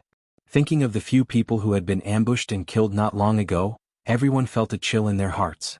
That jet of black light was hidden in the darkness, and it was impossible to detect it. The appearance of the jet of black light was tantamount to announcing the arrival of the Grim Reaper. Waves of terrified screams rang out, and the altar was in a mess. Those who didn't have the relics of the gods frantically pounced on Lu Yunji, Zhou Yi, Wang Ziwen, and the others. They grabbed hold of them, unwilling to let go, and used their Buddhist tools. Roar! Suddenly, a bone-chilling sound came from within the storm. It was earth-shattering, and even the thunderous sandstorm was suppressed by it. "It's the Tempest Temple." At this moment many people's faces turned pale. They could tell where the sound came from. It was from the Tempest Temple. The Tempest Temple has been destroyed. Could it be that there's something under the Tempest Temple? As soon as Pang Bo said this, many people's scalps went numb and they felt waves of horror. Chapter 20. A bone-chilling roar came from the direction of the Big Layin Temple. It was as if an ancient giant beast had broken the earth and broken free from its seal. Its roar shook the mountains and rivers, shaking the stars and moon, making everyone tremble from the bottom of their souls. However, everything became quiet again. The terrifying roar returned to normal, and only the rumbling sound of the sandstorm could be heard outside the five-colored altar. What is that? Are there other creatures on Mars? Legend has it that Buddha suppressed many demons and ghosts. Maybe the place where he sealed them is near the Big Lane Temple. Just a few words of discussion was enough to make everyone shudder. As a modern city dweller, they had never believed in such legends. Today they had experienced so many unbelievable things. At this moment, they thought of an even more terrifying legend. Everyone's heart was in turmoil. If their guesses were true, then their situation would be extremely worrying. The Big Lane Temple had already been reduced to ashes. There was no longer a Buddha or a deity there. If they had to face the demons and the legends alone, their fates could be imagined. Today our thoughts have been constantly impacted and it is hard to bear. The demons and ghosts in the past might appear in front of us in the flesh. Thinking of all the possibilities that were about to happen, everyone felt a chill in their hearts and their bodies turned cold. The endless possibilities and the unknown fate made people feel fear and worry. At this moment, there was still a cold corpse lying in front of everyone. Fresh blood stained the ground, and a faint smell of blood lingered. This reminded everyone that the situation was very bad. The unknown thing had appeared again and taken a fresh life in front of everyone. Tiske. An inexplicable sound came from the corpse's skull, which made many people nervous. Chop. It sounded like the sound of eating and chewing, and it was very uncomfortable to listen to. After all, it was a human skull. The unknown creature seemed to be eating inside, which made many people's hair stand on end. Creak creak. The sound of bones being ground rang out as if sharp teeth were cutting the skull. The atmosphere suddenly became tense and oppressive. No one spoke anymore and the five-colored altar suddenly became quiet. Many people did not even dare to breathe loudly. It was extremely quiet, and a horrifying atmosphere filled the air. This was a type of torment. The sound of eating and the sound of a skull being crushed were connected together like a hellish song tormenting one's mind. Many girls covered their mouths, wanting to cry but not daring to make a sound. This kind of scene almost made them collapse. Of course, not everyone was afraid. Those who possessed the relic of a god were more or less confident. Pang Bo had always been fierce, but at this moment he felt very oppressed. He dragged the bronze plaque of the Tempest Temple and was about to smash the head open. Yifan stopped him and said, "Don't act rashly." At that moment, blood flowed out from the hole in the forehead of the corpse lying in the pool of blood, as well as a white liquid. Many people felt disgusted as brain matter flowed out. Then a black awl-like head popped out from the bloody hole. It was small, sharp, and covered in scales. What is that? Everyone involuntarily took a few steps back. Even Yifan and Pang Bo took a few steps back. It was a strange crocodile-like creature that had drilled out from the bloody hole in the corpse. Not only was its body stained with blood, but there was also white brain matter which made people's scalps go numb. It was less than 10 centimeters long and only as thick as a finger. It looked like a snake, but it was not a snake. It looked like a crocodile, but it did not have legs. Its abdomen was bare and its whole body was covered in black scales. It was eerie, like an evil creature from the netherworld. Blood and brain matter stained its black scales. It was a ghastly sight, and many people felt extremely uncomfortable. A cold fear arose in their hearts. After this unknown creature drilled out of the bloody hole, it crawled on top of the corpse's head. Its pair of small eyes emitted an extremely cold glint as it quietly stared at everyone.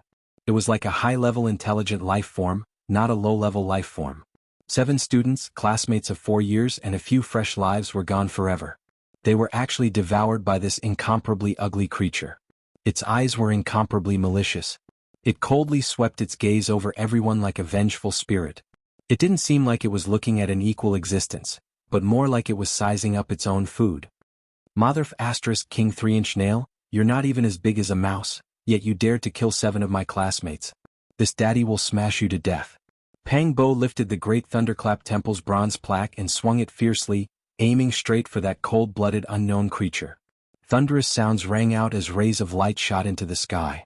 The bronze plaque shone with tens of thousands of rays of light.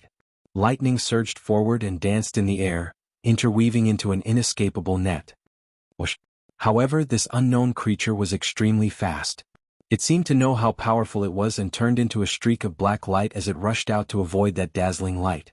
Yifan walked forward with the ancient bronze lamp in his hand.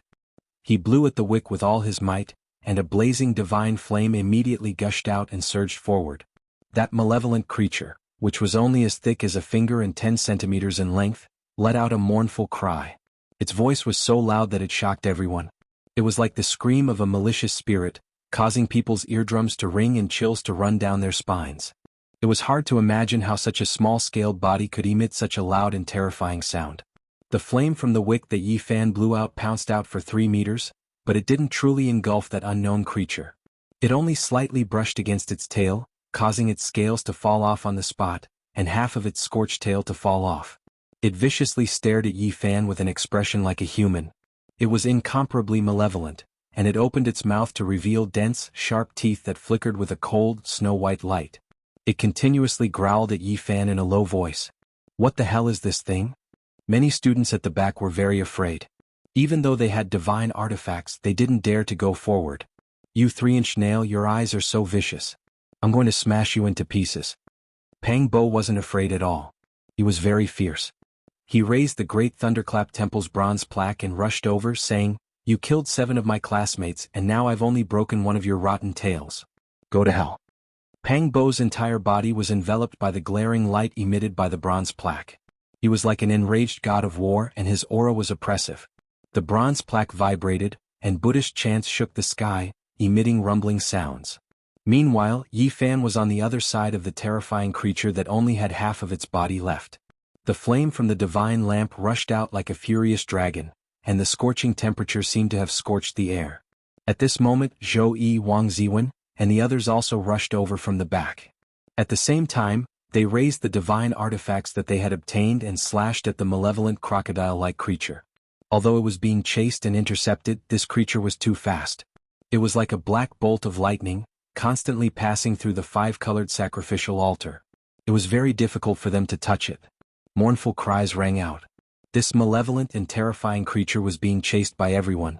It seemed to be incomparably resentful and angry, and its cries didn't stop. It was like the wailing of a malicious ghost from the netherworld. Cha! The sound of something piercing through the light barrier could be heard. Several ugly crocodile-like creatures had successfully pierced through the light barrier outside the 5-colored sacrificial altar. All of them were no more than 10 centimeters long, and they were no different from the first one. Their eyes were as cold as those of evil spirits, as if they had an irreconcilable hatred for everyone. Why are there so many of them? Just what kind of creature is this? Is Mars their nest? Everyone felt a sense of helplessness. They weren't gods, so they didn't know how to use the artifacts in their hands. They could only rely on the light emitted by the Buddhist artifacts to block the killing intent. Now that so many malevolent creatures had appeared, it was impossible to eliminate them all. At this moment, a rustling sound rang out. Outside the light barrier, there were hundreds of malevolent creatures that looked like crocodiles. Behind Yi Fan and the others, those who didn't make a move or were timid had already started to tremble. If so many malevolent creatures were to rush in together, even the relics of gods might not be able to defend against them. Pang Bo, stop chasing. Let's gather together. Yi Fan shouted to Pang Bo. Now that so many malevolent creatures had appeared, it was impossible to kill them all. Defense was the best strategy right now. They only needed to wait for the 5-colored sacrificial altar to accumulate enough energy to open up the ancient starry sky path. Roar! Suddenly, a soul-shaking roar came from the direction of the Great Leyin Temple. Following this soul-shaking roar, the sandstorm outside seemed to have stopped. There was no other sound in this world except for the surging roar of the beasts. The earth shook continuously, and the 5-colored sacrificial altar shook. The sandstorm outside was completely suppressed. The Great Leyin Temple is the nest of malevolent creatures, someone said with a trembling voice. Everyone looked outside the light barrier. More and more terrifying creatures were gathering, and they seemed to be coming from the direction of the Great Leyin Temple. There were jet black scales everywhere, and they were densely packed. There were at least tens of thousands of them. Boom! Suddenly, everyone felt the earth shake violently. Following that, an extremely horrifying aura came from 1,000 meters away. It was so strong that it reached the heavens and the earth. Even though there was a sandstorm outside, everyone could still see 2 terrifying lantern-like eyes appear in the ruins of the Great Leyin Temple, piercing through the dark space. It was as if a volcano had erupted there. Rocks as big as houses fell heavily near the 5-colored sacrificial altar. The sound was earth-shattering. It's the foundation of the Great Leyin Temple. It's collapsed. Something terrible is coming out from underground. If that was the case, even if everyone had a few relics left behind by gods, they might not be able to use them. I think I know what this alligator-like malevolent creature is, a female student said with a trembling voice. Buddhism was the most revered in the Tibetan area. Almost everyone believed in it. This female student had been to Tibet and visited important places of Buddhism such as the Jianghu Temple and the Jianghu Temple. She had heard some legends from an old Tibetan there. It was said that the Great Lain Temple where Buddha lived was not some kind or pure land. Instead, it suppressed many peerless demons. Among them, the first level suppressed the crocodile ancestor. It was an ancient divine crocodile with boundless magical power, but it was eventually suppressed by Buddha. You're saying that there are many peerless demons suppressed under the Great Lain Temple? That's what the old Tibetan who believed in Buddhism said. After hearing all that, everyone felt a chill run down their spine. If that was true, the crocodile ancestor was about to be born in the Great Lain Temple, and these ugly and ferocious creatures were its descendants. Yi Fan frowned and said, I've seen some records in an ancient text. In that text there was a type of crocodile without claws. Its body was as hard as diamond, and it could fly in the sky and burrow underground. It could easily pierce through flesh and was known as the divine crocodile. Zhou Yi nodded and said, I've also seen similar ancient texts. It was said that according to the records of Buddhism, the divine crocodile ancestor was suppressed by Buddha. Since then, its descendants had never appeared in the world again. Everyone felt that it was unreal. Some legends were heard as stories in the past, but now they had to witness it with their own eyes. It was both shocking and frightening. That old Tibetan said that the crocodile ancestor was suppressed in the first level of the Great Lain Temple.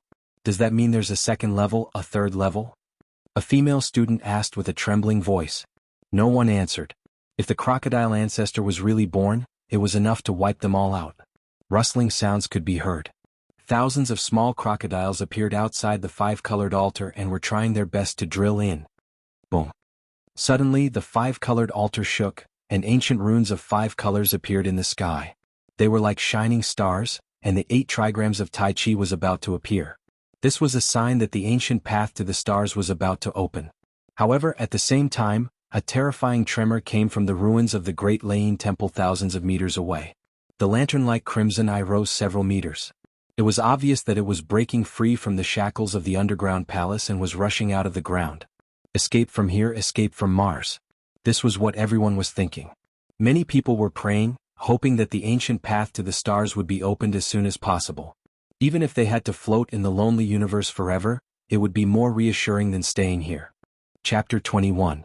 The 8 trigrams diagram ran through the ancient history of China and originated very early. How it was created and what was its purpose was still a fascinating mystery to this day. It had been used to prove and calculate the orbital speed of stars. Even the creation of the computer binary system was related to it. It could be said to be extremely mysterious. To this day, the profound meaning contained in the ancient Tai Chi 8 trigrams diagram had still not been deciphered, but people had made many bold conjectures and speculations. Some people once said that it represented the unknown potential, and that it could be used to deduce and calculate all kinds of possibilities in the future. Of course, it had to be a perfect deduction in order to roughly calculate the future potential. Otherwise, if there was a mistake in the calculation, the whole game would be lost. Some people also said that it depicted the essence of the universe in the most concise way, and that every symbol was the most original thing. Some people even boldly proposed a hypothesis that the Tai Chi 8 trigrams diagram was related to time and space. The 8 symbols of the 8 trigrams diagram were the coordinates of the starry sky, and different combinations represented different star fields. According to this hypothesis, the coordinates of any star in the universe could be determined, and the Tai Chi 8 trigrams diagram was equivalent to the starry gate, which could be connected to a wormhole. According to this speculation, the Tai Chi 8 trigrams diagram was a stable structure. If enough energy could be provided, the coordinates of a certain starry sky could be determined, and after complex and precise calculations, the starry gate could be opened. However, this complexity was unimaginable. It involved a strange formation, and this so-called formation had not been recognized. It was also at the stage of deduction and hypothesis. The formation itself was related to space and it was still far from being conquered. It was extremely mysterious and complicated. One could imagine how elusive it was to build the starry gate, the Tai Chi 8 trigrams diagram. It could be said that it would be impossible to achieve in a very long time. At this moment, Yi Fan and the others were fortunate enough to see the construction process of the Tai Chi 8 trigrams diagram again. If people who had been deducing and researching the starry gate for many years saw this, they would definitely go crazy because this was a great testimony. Unfortunately, Yi Fan and the others did not have such thoughts. They now had a strong sense of survival crisis, and they only wanted to escape as soon as possible because the shadow of death was always shrouding them. The ruins of the Great Tempest Temple, which was 1,000 meters away, had temporarily quietened down. However, the horrifying aura was still surging towards them. Moreover, the pair of lantern-like blood-red eyes were staring at them without blinking. It was especially terrifying in the darkness, causing people's hearts to tremble. The 8 trigrams diagram in the sky had already taken shape. It had the density and texture of metal, as if it had been forged from refined gold essence. Around it, the space was distorted and the light was misty. The 8 trigrams corresponding to Qian, Kuan, Sun, Dui, Zhen, Zhen, Li, and Qin emitted light one after another. It was like a set of mysterious and ancient codes were flickering.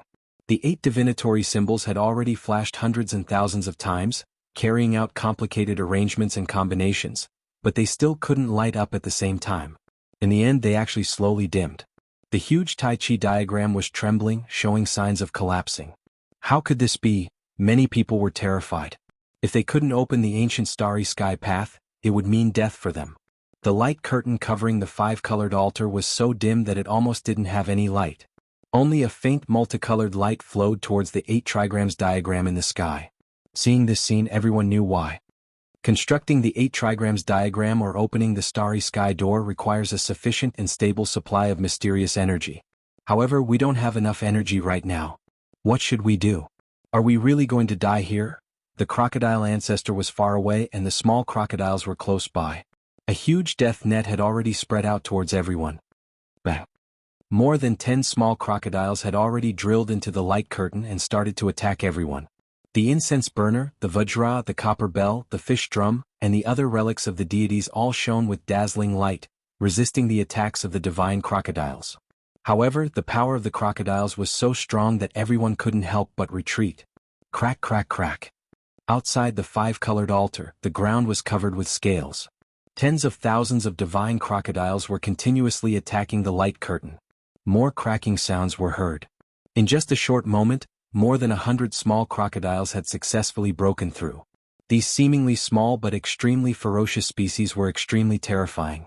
They could fly in the sky and burrow into the ground. Each of these divine crocodiles was like a sharp sword with extremely powerful penetrative power. We can't go on like this.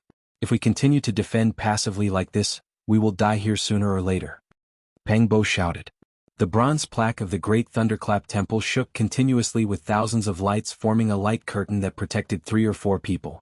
Although it could temporarily ensure their safety, no one could predict what would happen in the long run. You don't move for now. I will go out and try first. Yi Fan warned Peng Bo while he himself no longer passively defended. He held the ancient lamp and strode forward.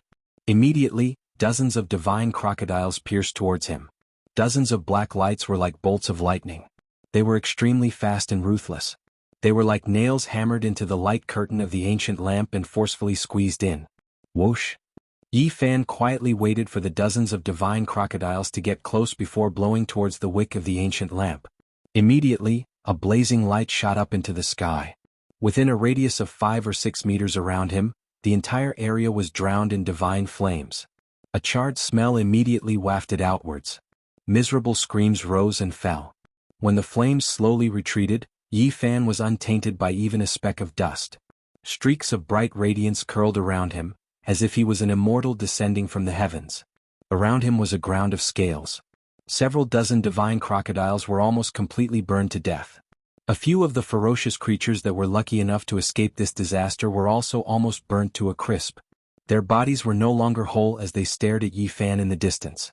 They let out a low growl that sent shivers down one's spine. Good, good burn. Peng Bo shouted from behind. He was about to rush over and attack as well.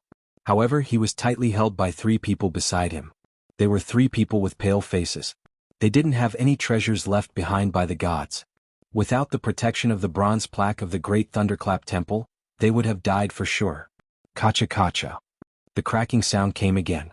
This time, 500 to 600 divine crocodiles broke through the light screen and rushed in. Each of them was awe-inspiring. Their small bodies seemed to be condensed with demonic power. Their sharp teeth gleamed coldly, and their eyes were frightening. All of them fearlessly rushed over and circled around Yi Fan. No, Yi Fan alone can't deal with so many black nails. I have to go help him. Pang Bo wanted to go over again. But, what should we do? The three people beside him looked pale as they looked at Pang Bo with a pleading expression. Of course I won't let you guys die. Pang Bo turned around to look at Wang Ziwen, Lu Yunji and the others behind him and said, you guys protect the three of them. I have to go help Yi Fan. Also, it would be best to send a few more people. This kind of passive defense is not the way to go. Okay, I will go with you. Zhou Yi stepped forward. Pang Bo had always disliked Zhou Yi, thinking that he was a schemer. However, he had to admit that this elegant man had a certain boldness at critical moments. At this time, the seemingly gentle Wang Ziwen also walked forward and said to the people behind him, bring one or two more people. The remaining relics of the gods are enough to protect everyone. However, the girls should not come. Facing such ferocious creatures, with the weak nature of the girls, they would probably be weak at the knees. Even if they had Buddhist artifacts in their hands, they might not be able to help. Clang. Pang Bo swung the Great Lane Temple's bronze plaque and smashed it heavily on the five-colored altar.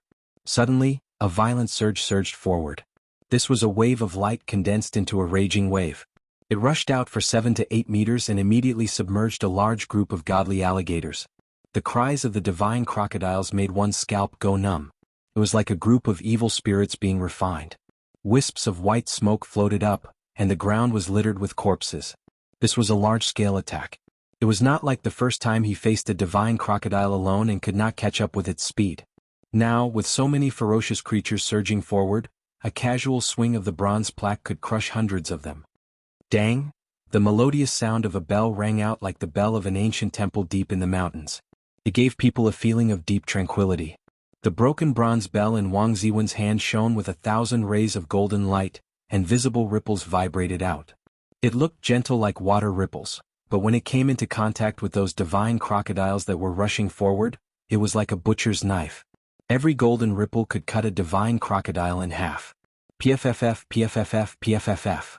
The sound of PFFF, PFFF, PFFF rang out continuously. In the blink of an eye, dozens of divine crocodiles were cut in half, and fresh blood flowed down the ground. This kind of bloody scene was extremely terrifying. However, countless divine crocodiles were not afraid of death. Now there were already close to 1,000 small crocodiles rushing in. They were densely packed, and one after another, black light shot out and interweaved into a sickle net of the Grim Reaper. Bang! Zhou Yi used the purple gold alms bowl to continuously smash the crocodiles, sweeping out a large expanse of Buddhist light and crushing countless scales. A large number of corpses were left on the ground. It was a tragic sight to behold. Many of the small crocodiles had already been turned into minced meat. This was an extremely tragic scene. In order to survive, everyone was willing to risk everything. Soon the altar was dyed red with blood, and the pungent smell of blood permeated the air. A faint mist of blood floated up as if it was an azura's field. Ah, ah! At this time 2 screams suddenly came from behind. 2 students were lying in a pool of blood. Each of their heads had many bloody holes, and their bodies were covered with ugly little crocodiles. Everyone felt a wave of sorrow. Life and death were no longer in their control. Even though they were struggling bitterly, 2 more students had died tragically. The 2 of them were holding the relic of a deity, but just now, there were 300 to 400 divine crocodiles rushing at them. The impact was so great that the 2 of them were directly sent flying. They lost their grip on the Buddhist tool and fell to the side.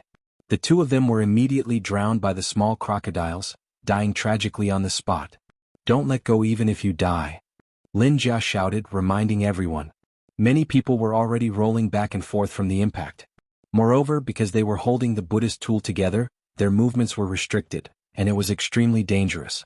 Ah, ah! Another 2 screams were heard. A male and female student were lying in a pool of blood, drenched in fresh blood. It was a tragic sight to behold. Their eyes were wide open and they died with remaining grievances. The people in the rear hurriedly gathered together and began to attack while defending together. They held the relic of a deity and hacked at the divine crocodiles. The situation finally stabilized for the time being. Kill. Lu Yunji's complexion was somewhat pale. His character was gloomy and he was not very courageous.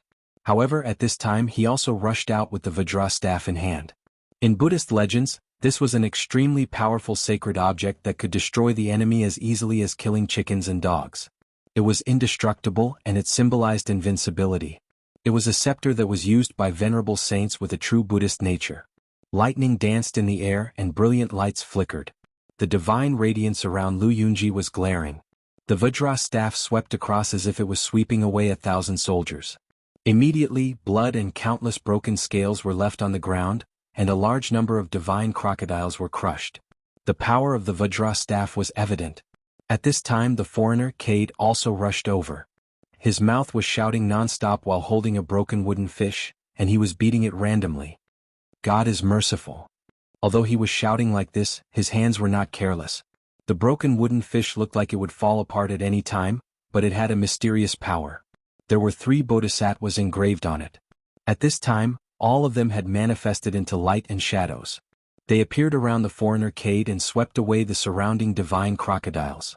Lord, are these the angels you sent? Quickly kill these devils from hell. At this incomparably tense moment, the foreigner suddenly spoke fluent Chinese and shouted non-stop. Yellow-haired devil, what you are holding is the object of Buddha. Don't talk nonsense. At this moment of life and death, Pang Bo was actually amused by him. After Cade shouted for a while, he said, God said that all living beings are equal. My Lord is merciful and bodhisattvas are angels. Bulsh *t all living beings are equal. My Buddha is merciful. That's what Buddha said, okay. The conversation between the two also created a different atmosphere on the altar, which was filled with the aura of death.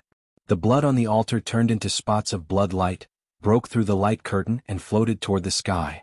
They gathered toward the already unstable Tai Chi 8 diagrams, causing the disintegrating starry gate to flicker with brilliance again. Obviously, everyone had noticed this situation, and they immediately showed a look of excitement. Kill, the more we kill, the better. This kind of divine crocodile is the descendant of a great demon.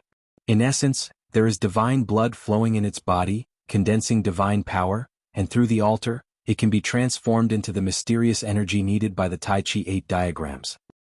That's right, this 5-colored stone altar is originally an altar. In the distant past, it must have considered the situation of blood sacrifice. The Tai Chi 8 diagrams in the sky became clearer and brighter, as if it was cast from metal. The brilliance continued to shine, and the 8 symbols of the 8 diagrams flickered. After changing countless times in a complicated order, they were all about to light up and open the ancient starry sky road. But it was also at this time that the Tempest Temple's horrifying aura shot up to the sky. The ground completely cracked and a giant creature soared into the sky, shaking the sky.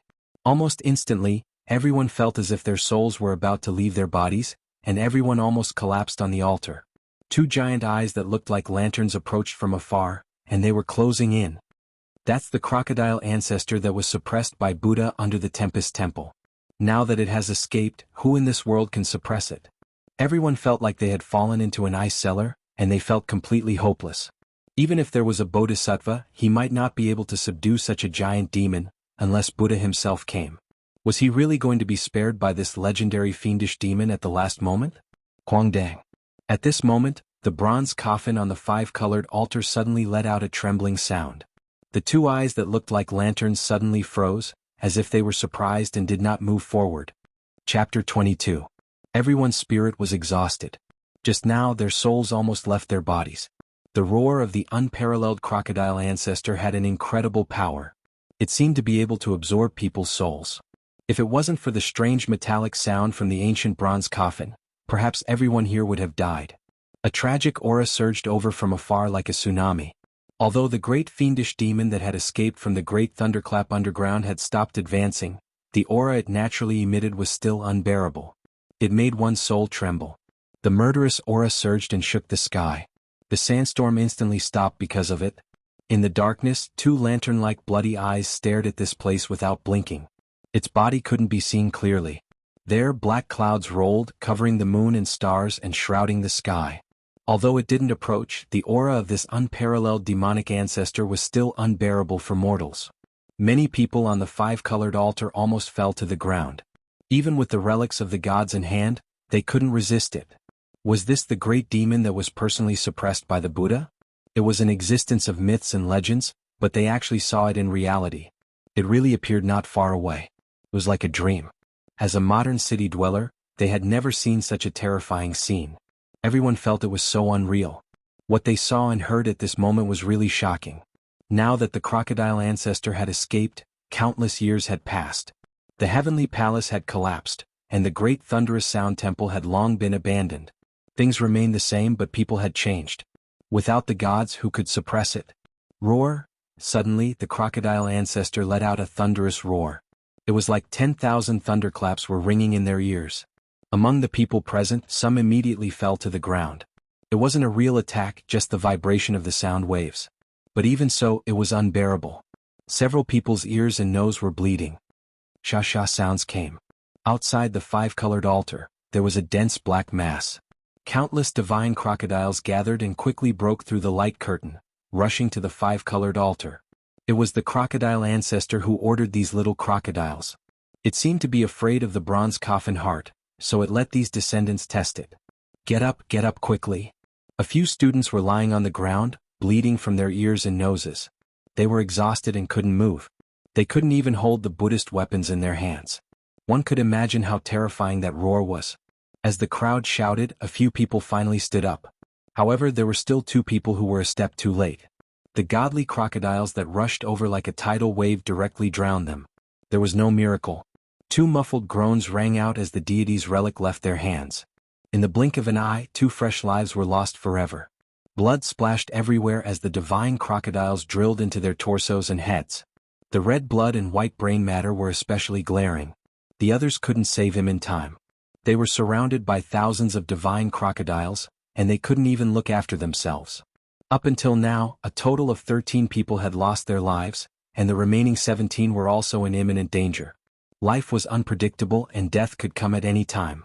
Light flashed, and everyone was waving the god's relic in their hands to fend off the cold-blooded killers around them. They wanted to open up a path of survival. Even the naturally weak female students had long since forgotten to cry. At this moment, they had no choice but to fight with their lives on the line. However, the most dangerous thing still happened. All those who used Buddhist artifacts fell into a dangerous situation. They weren't nimble enough and were restricted. Oh! In the distance, the ancestral crocodile released a roar. Seeing that the copper coffin didn't have any abnormal reactions, its aura overflowed into the heavens. It spat out clouds and mist as it slowly approached. The basin-sized blood-colored eyes flickered with light in the darkness like 2 bloody suns hanging in the sky. When it closed in, everyone found it difficult to stand. That kind of bitter aura was definitely condensed from the slaughter of tens of thousands of creatures. It made everyone's 3 souls and 7 spirits tremble as if they wanted to rush out of their flesh shells. The distance was less than 10 meters, but they still couldn't see its body clearly. They could only see 2 bloody eyes. Everyone was almost in despair. Woo-woo. Suddenly, a wave of demonic wind surged between heaven and earth. It was like the wailing of ghosts and the howling of deities. It was several times more violent than the sandstorm just now, as if there were tens of thousands of lightning bolts splitting the heaven and earth. In that monstrous black mist, a huge black hand reached down and grabbed toward the 5-colored altar. Its shape was no different from a human's hand, but it was too big. Just its fingers were 7 or 8 meters long. It was shiny black and awe-inspiring, and many people were scared out of their wits. This was the unparalleled great demon that Buddha had personally suppressed. Even though it had been suppressed for countless years, it was still earth-shattering and incomparable when it was born. And at this time the Tai Chi 8 trigrams in the sky finally took shape. It was completed by the divine power contained in the divine crocodile's blood. The 8 trigram symbols shone at the same time, emitting dazzling light. The starry gate appeared again. Boom. With a muffled vibration, the Tai Chi 8 trigrams completely opened like a door, revealing a mysterious and huge passage. It was unknown where it led to, but it was pitch black inside. The huge hand that reached over was pushed to the side by a mysterious power. At the same time, the 9 huge dragon corpses that were originally silent and motionless suddenly trembled. Even though the dragons that stood side by side with the gods had already become cold corpses, they could not be blasphemed at this moment. A powerful draconic aura spread out, and all the divine crocodiles on the 5-colored altar trembled in fear. They lay on the ground and then their bodies were like sifting chaff. They were completely intimidated, and in the end they quickly retreated like the tide. The altar was left with crocodile corpses and a few human corpses on the ground. In an instant the place became quiet. Come, let's enter the bronze coffin. Yi Fan was the first to stand up, and then he helped Pang Bo up. It was not that they were weak, but the great demon was too extraordinary. Just that aura alone was enough to kill ordinary people. The monstrous demonic aura could completely shake mortals to death. Everyone stood up shakily. They all agreed to enter the bronze coffin. The starry gate had already been opened, and it was impossible to move forward on the ancient starry path with just their bodies. Entering the bronze coffin was a helpless choice. The bronze coffin was demonic and made people uneasy, but they had no choice but to rely on it at the moment. In the darkness, the progenitor crocodile's eyes became colder, and its bloody eyes were like the hanging sun. Suddenly, it shot out two dazzling bloody lights intersecting and sealing the 8 trigrams diagram in the sky. Seeing this scene, everyone's expression changed. This great demon was not willing to give up in the end. It displayed the heavenly demon mystic method. It wanted to seal the ancient starry path and block everyone's way. At the same time, the black hand reached down again, easily breaking through the dim light shield and grabbed towards the altar. Everyone was shocked. They quickly entered the bronze coffin and retreated. The black hand grabbed downwards. Its target was not the crowd, but the ancient bronze coffin. Clang. The black hand grabbed the bronze coffin, making a clang sound. Everyone's heart sank. This progenitor crocodile's power was monstrous, and only a Buddha could suppress it. If the mysterious bronze coffin did not react, they really had no other way. Just as everyone was feeling horrified, progenitor crocodile's black hand flew away as if avoiding a snake or scorpion. There was actually bright demon blood flowing between his fingers, like a small river falling on the altar, blooming with blood-colored splendor, as if his palm and fingers were injured by the bronze coffin. But the ancient coffin did not move, still lying on the altar quietly. Not far away, a cold sneer came. It was the progenitor crocodile gritting its teeth, and the sound made everyone's scalp numb. What should we do? The ancient starry path has been sealed by this giant demon. How can we leave? Many people were panicking. There was hope to escape, but the path was blocked. It was frightening and anxious. Energy. We need the mysterious energy to open the ancient starry path. What's going on? The relics of the gods in our hands are losing their divine halos. Someone exclaimed. At this moment, whether it was Yi Fan's bronze lamp, Pang Bo's Tempest Temple's bronze plaque, or Zhou Yi and the other Zom's bowls, the divine halos contained in them were flowing out continuously and gathered together. Suddenly, a cold laughter that sounded like the cry of an owl rang out. Right outside the bronze coffin, a figure that was nearly 2 meters tall abruptly appeared. Everyone was taken aback. All kinds of divine halos that were flowing out of the relics of the gods were rushing toward this place. This figure had a monstrous demonic aura, and the surrounding black fog was tumbling. It was hard to see the appearance, but everyone could sense that it must be the progenitor crocodile. It actually manifested on the altar and wanted to enter the bronze coffin. He ignored everyone, and the 2 bloody eyes stared straight at the coffin within the coffin. This was a character who had fought with the Buddha, from the myths to the people's eyes. This scene was unforgettable, and it was really shocking. Boom. In the face of the unparalleled crocodile ancestor's demonic aura, all the relics of the gods seemed to be burning, blooming with dazzling brilliance, and gathered together to shroud the progenitor crocodile. At the same time, the bronze lamp, Tempest Temple's bronze plaque, Om's bowl, Vajra fish drum, and all the other Buddhist artifacts shone brilliantly. All of them soared into the sky and suppressed the progenitor crocodile. A cold and gloomy sneer resounded, and it chilled everyone to the bone. The unparalleled crocodile ancestor shook its body lightly, and suddenly black light burst out, and the demonic flame was monstrous. All the Buddhist weapons were fixed in place in front of him. Moreover, the praying mat, the ruler, and the other Buddhist weapons gave off cracking sounds one after another. With a pop sound, the praying mat was the first to shatter, followed by the ruler and the other Buddhist weapons. 4 relics of the gods turned into fine powder in succession.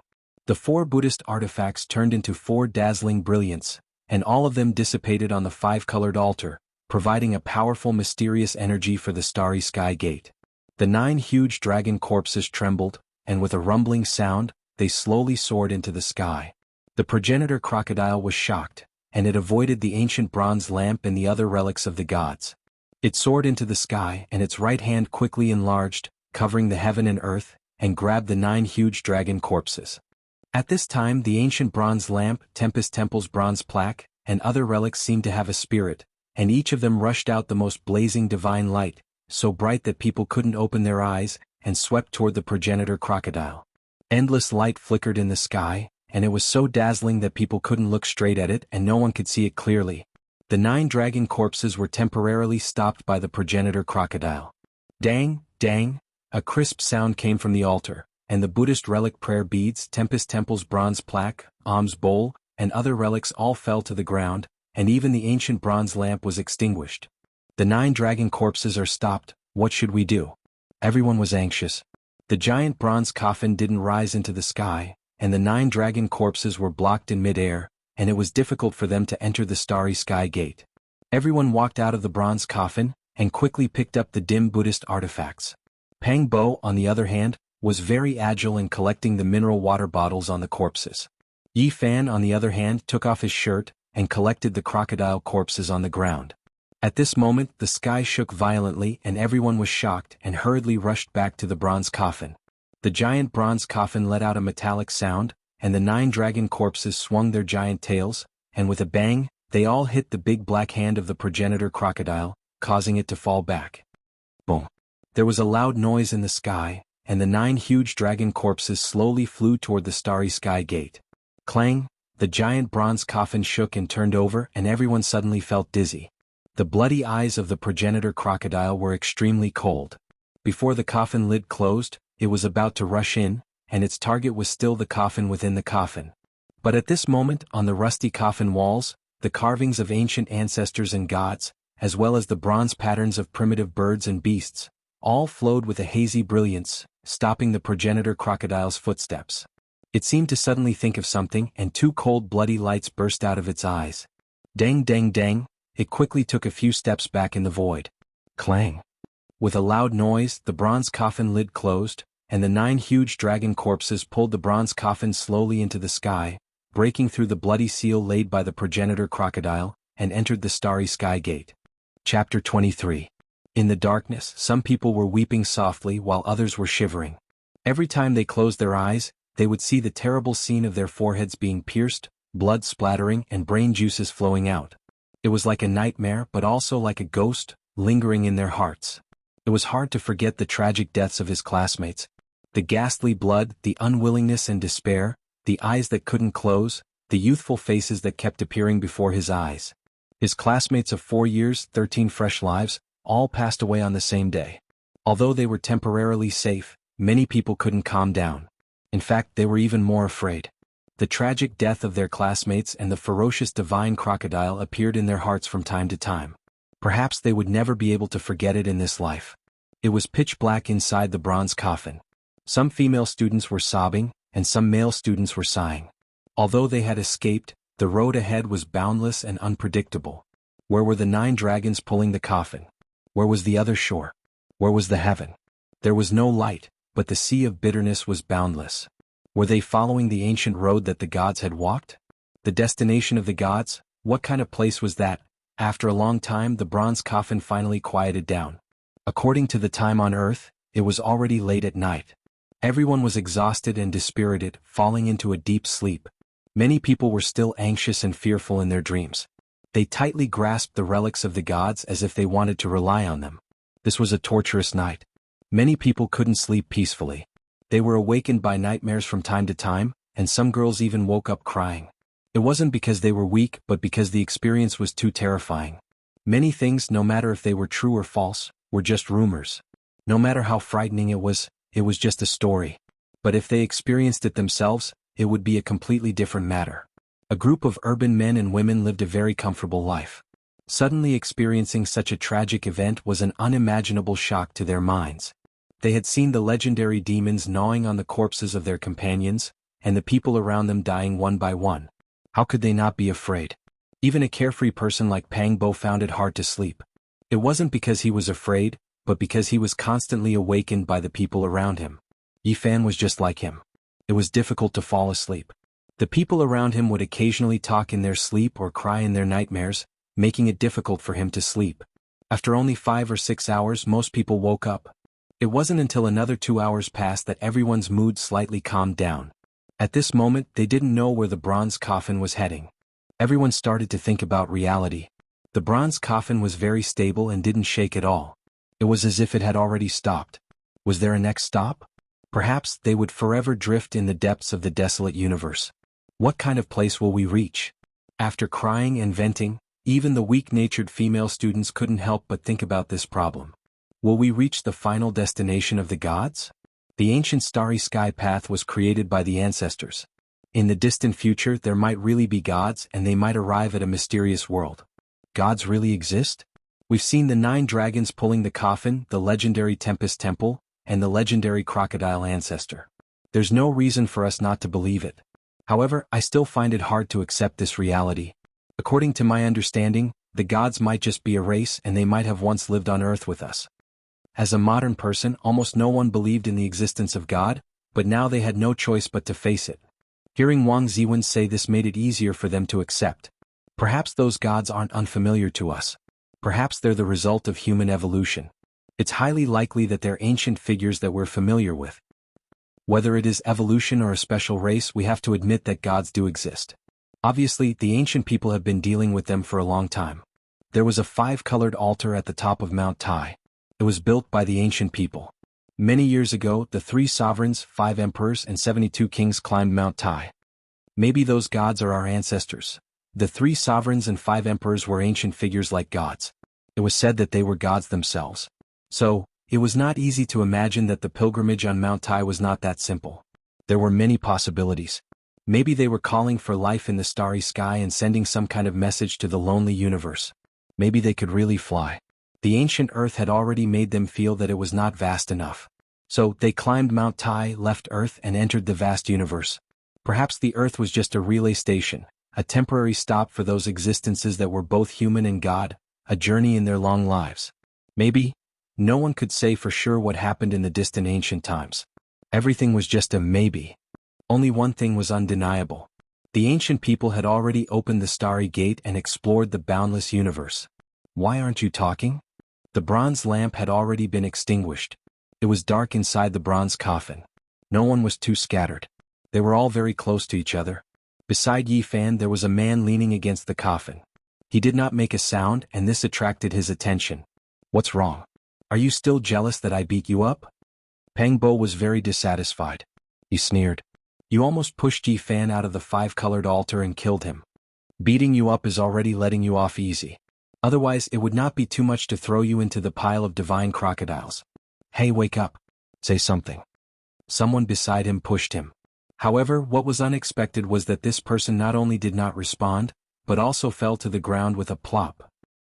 What's wrong? The person who pushed him was shocked and stepped back. At this time, everyone felt that something was wrong. Even if he was asleep, he would probably wake up after falling to the ground like this. However, he remained motionless and lay there quietly like a piece of dead wood. Wake up, wake up. Peng Bo went forward and pushed him. Seeing that he was still unconscious, he patted his cheeks and suddenly cried out, "Why is your skin so cold?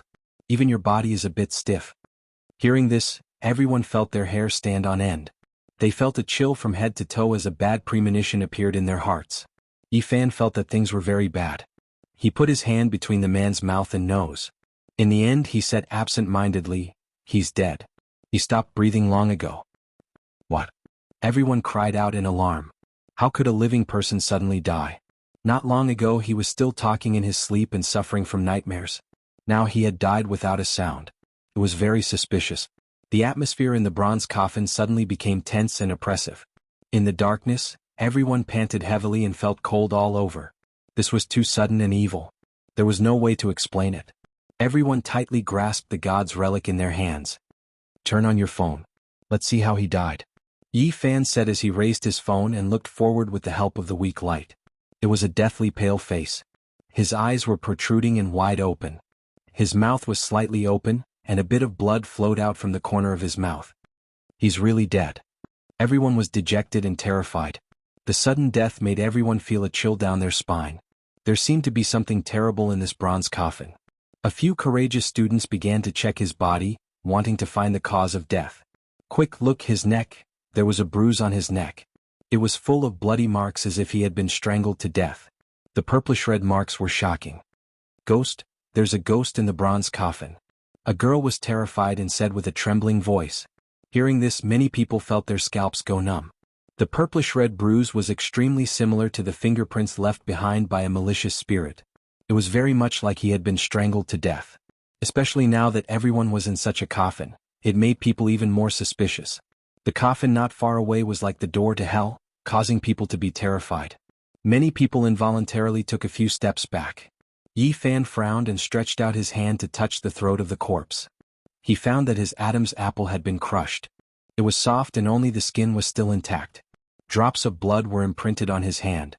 It looked incomparably demonic, causing people to feel a chill in their hearts. It's not a ghost. He was killed by someone. At this moment, Lu Yunji said with an incomparably gloomy expression. He coldly glanced at Yi Fan. Pang Bo saw him glance at Yi Fan. He immediately gave him a sidelong glance and said, "What do you mean?" From the wound he was strangled to death. Who could do all this without making a sound? Lu Yunji's expression was very cold. He stared at Yi Fan and Pang Bo and said, "Only someone who was closest to him and had an extraordinarily strong hand could do this." As soon as these words were spoken, his intention was very clear. The spearhead was pointed at Yi Fan.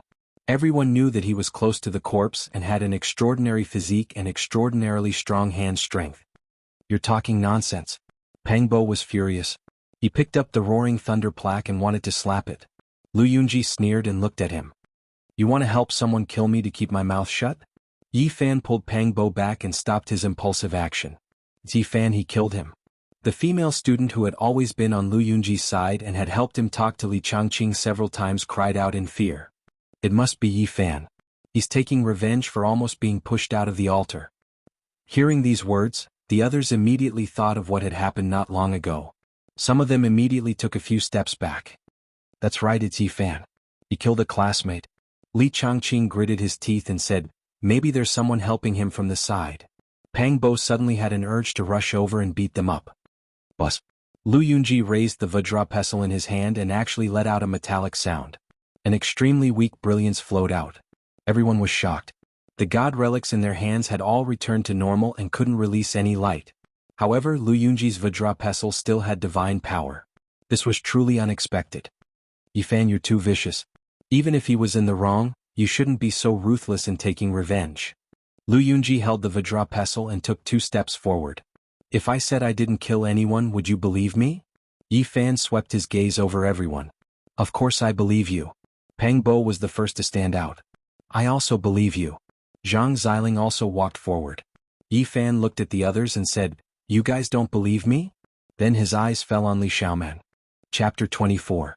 It's not a question of whether I believe it or not. It's just that you are indeed a major suspect. Cade, who was standing beside Li Xiaoman, stuttered. Pang Bo's eyes widened. "Yellow-haired devil, what do you mean? What makes you think that Yi Fan killed her?" "No, I'm not thinking. I'm saying the objective truth. I'm not saying that he's the murderer. I'm just stating a fact. He's a major suspect." Cade analyzed the situation with a serious and old-fashioned look. What Lu Yunji said makes sense. Yi Fan had a conflict with the deceased. He has a motive for murder. Moreover, it's very close. He has the conditions to make a move. Although he didn't speak fluently, everyone understood what he meant. Just like many simple-minded Westerners, he spoke of facts. "Devil, you really don't know the ways of the world. It's obvious, but you have to make it sound like a mathematical theorem. You're so simple-minded." "What's a devil?" The foreigner Cade was puzzled. "I heard you say it a few times." "What do you mean?" "You're a devil, simple-minded. I can't be bothered to talk to you." Pang Bo was annoyed and ignored him. He then turned to look at Li Xiaoman. "Why aren't you saying anything? You should know Yi Fan very well, right?" Li Xiaoman was slender and elegant. Under the dim light from the phone, she was like a fresh and beautiful lotus flower, blooming a delicate fragrance in the darkness. Her expression was calm and natural. She said softly, "From the bottom of my heart, I don't believe that Yi Fan is the murderer. But now he is indeed a suspect. Li Xiaoman." Pang Bo was very angry and emphasized her name. He interrupted her words and said, "You are really heartless. I never thought that you would say such words. It's fine if you don't believe anyone, but not you. Others might not understand Yi Fan, but don't you understand him? Even though you've broken up, you can't be so heartless. Are you trying to sprinkle salt on Yi Fan's heart?" "I don't mean anything else. I'm just stating a fact." Li Xiaoman was very calm. Her face was beautiful and fair like jade. She frowned slightly and said, "I'm not targeting anyone. I just want to say that if the murderer dares to kill, then there's nothing he wouldn't dare to do. We're all in danger now. I hope to be more objective and not subjective. In fact, Yi Fan is the biggest suspect and everyone else here is also a suspect. Pang Bo sneered, in the end Yi Fan is the biggest suspect. If you don't believe him, why bother saying so much? He turned his head heavily and said, I really misjudged you. In the past, it was very difficult to change your mind once you decided on something. None of your friends could persuade you.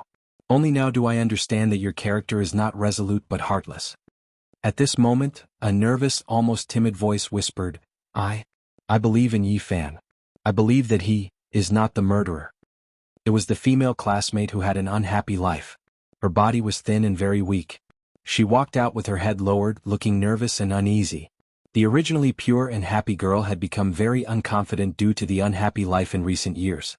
She was no longer as bright and cheerful as before.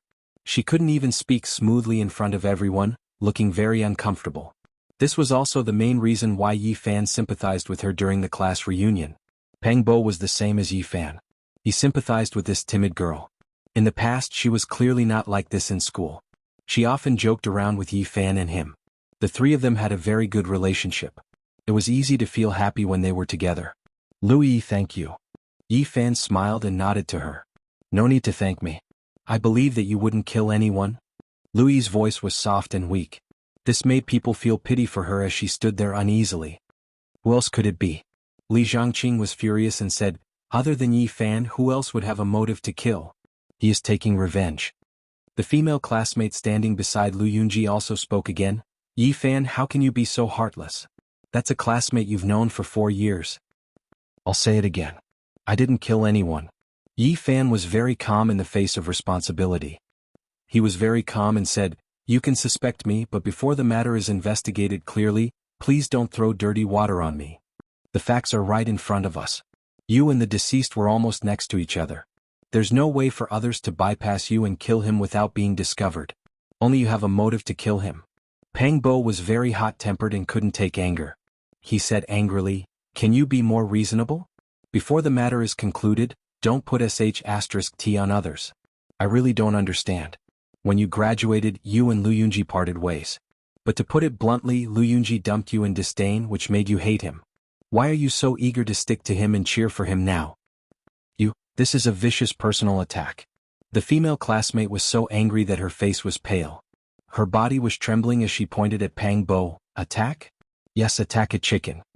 Pang Bo was someone who refused to suffer losses. Sometimes his mouth was very poisonous. He said, this is called fighting poison with poison. When I see a person, I speak the human language. When I see a ghost, I speak the ghost language. When I see a toad, I just casually spit it to drown it. The female classmate's body trembled. She was so angry that she couldn't speak. Lu Yunji's face was gloomy. He said, enough Pang Bo, are you still a man? What's the point of saying these things? The Vajra pestle in his hand was surrounded by a few fine rays of light. It was especially eye-catching in the darkness, reminding everyone that it possessed an absolute deterrent force. If a conflict were to break out, perhaps no one would be able to resist. Pang Bo's face also darkened. He said, because the murderer isn't Yi Fan and you all are pestering endlessly. I'm giving you a taste of your own medicine. Yi Fan's gaze swept over Li Xiaoman before turning to the others. At this time, 3 students stepped forward and said, we believe that Yi Fan didn't kill anyone. In addition to Lu Yi, Zhang Xiling and Pang Bo, there were suddenly 6 people standing on Yi Fan's side. Including himself, there were a total of 7 people. And now there were a total of 16 people who had survived. Almost half of the people here believed in Yi Fan. Lin Jiao was extremely beautiful. Her figure was lithe and graceful, and her naturally red phoenix eyes gave her a natural charm. Even in this kind of atmosphere, although she was speaking calmly, she still appeared somewhat enchanting and bewitching. I also feel that it can't be Yi Fan. We all understand his character. He isn't such a ruthless person. He would never haggle over every little thing with others. Li Zhangqing was displeased. He interrupted her words and said, who else could it be other than him? Among us, who would kill someone? Who would have such thoughts? Pang Bo was immediately enraged. He glared at him and said, Li Zhangqing, can you be even more wicked?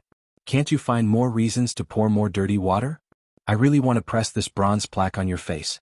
How can you say such arbitrary words? I can't be bothered with you. Li Zhangqing angrily turned his head away. Even now, his nose and face were still swollen.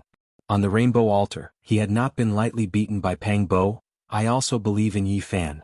He isn't that kind of person. He wouldn't do such a ruthless thing. At this time Wang Ziwen walked over and chose to believe in Yi Fan. From beginning to end, Zhou Yi was like a bystander. However, at this time he also made a choice. He looked at the glowing Vajra pestle in Lu Yunji's hand, and then looked at the calm and composed Yi Fan. He said, "We can't easily come to a conclusion as to who the murderer is. I believe that Yi Fan wouldn't harm a fellow student." At this moment the majority of people stood on Yi Fan's side. He knew that some people were sincere, while others, through observation, believed that he must have a so-called trump card to be able to remain so calm in the face of Lu Yunji's Vajra pestle. It was almost an opportunistic choice. If it isn't Yi Fan, then who is it? Could it be that the murderer is someone else among us? Lu Yunji's face was cold. He stared at Yi Fan and then looked at Pang Bo. "Put away your attitude. Don't think that others will be afraid of you just because you're holding a glowing pestle." Pang Bo didn't care at all. He was very fierce and said, "I can still use this bronze plaque that doesn't glow to smash you." Lu Yunji's expression immediately became gloomy. He gripped the Vajra pestle tightly and took 3 steps forward. Yi Fan pulled back Pang Bo, who was about to rush over. Then he faced everyone and said with incomparable seriousness, "I can tell everyone that the murderer is not anyone among us.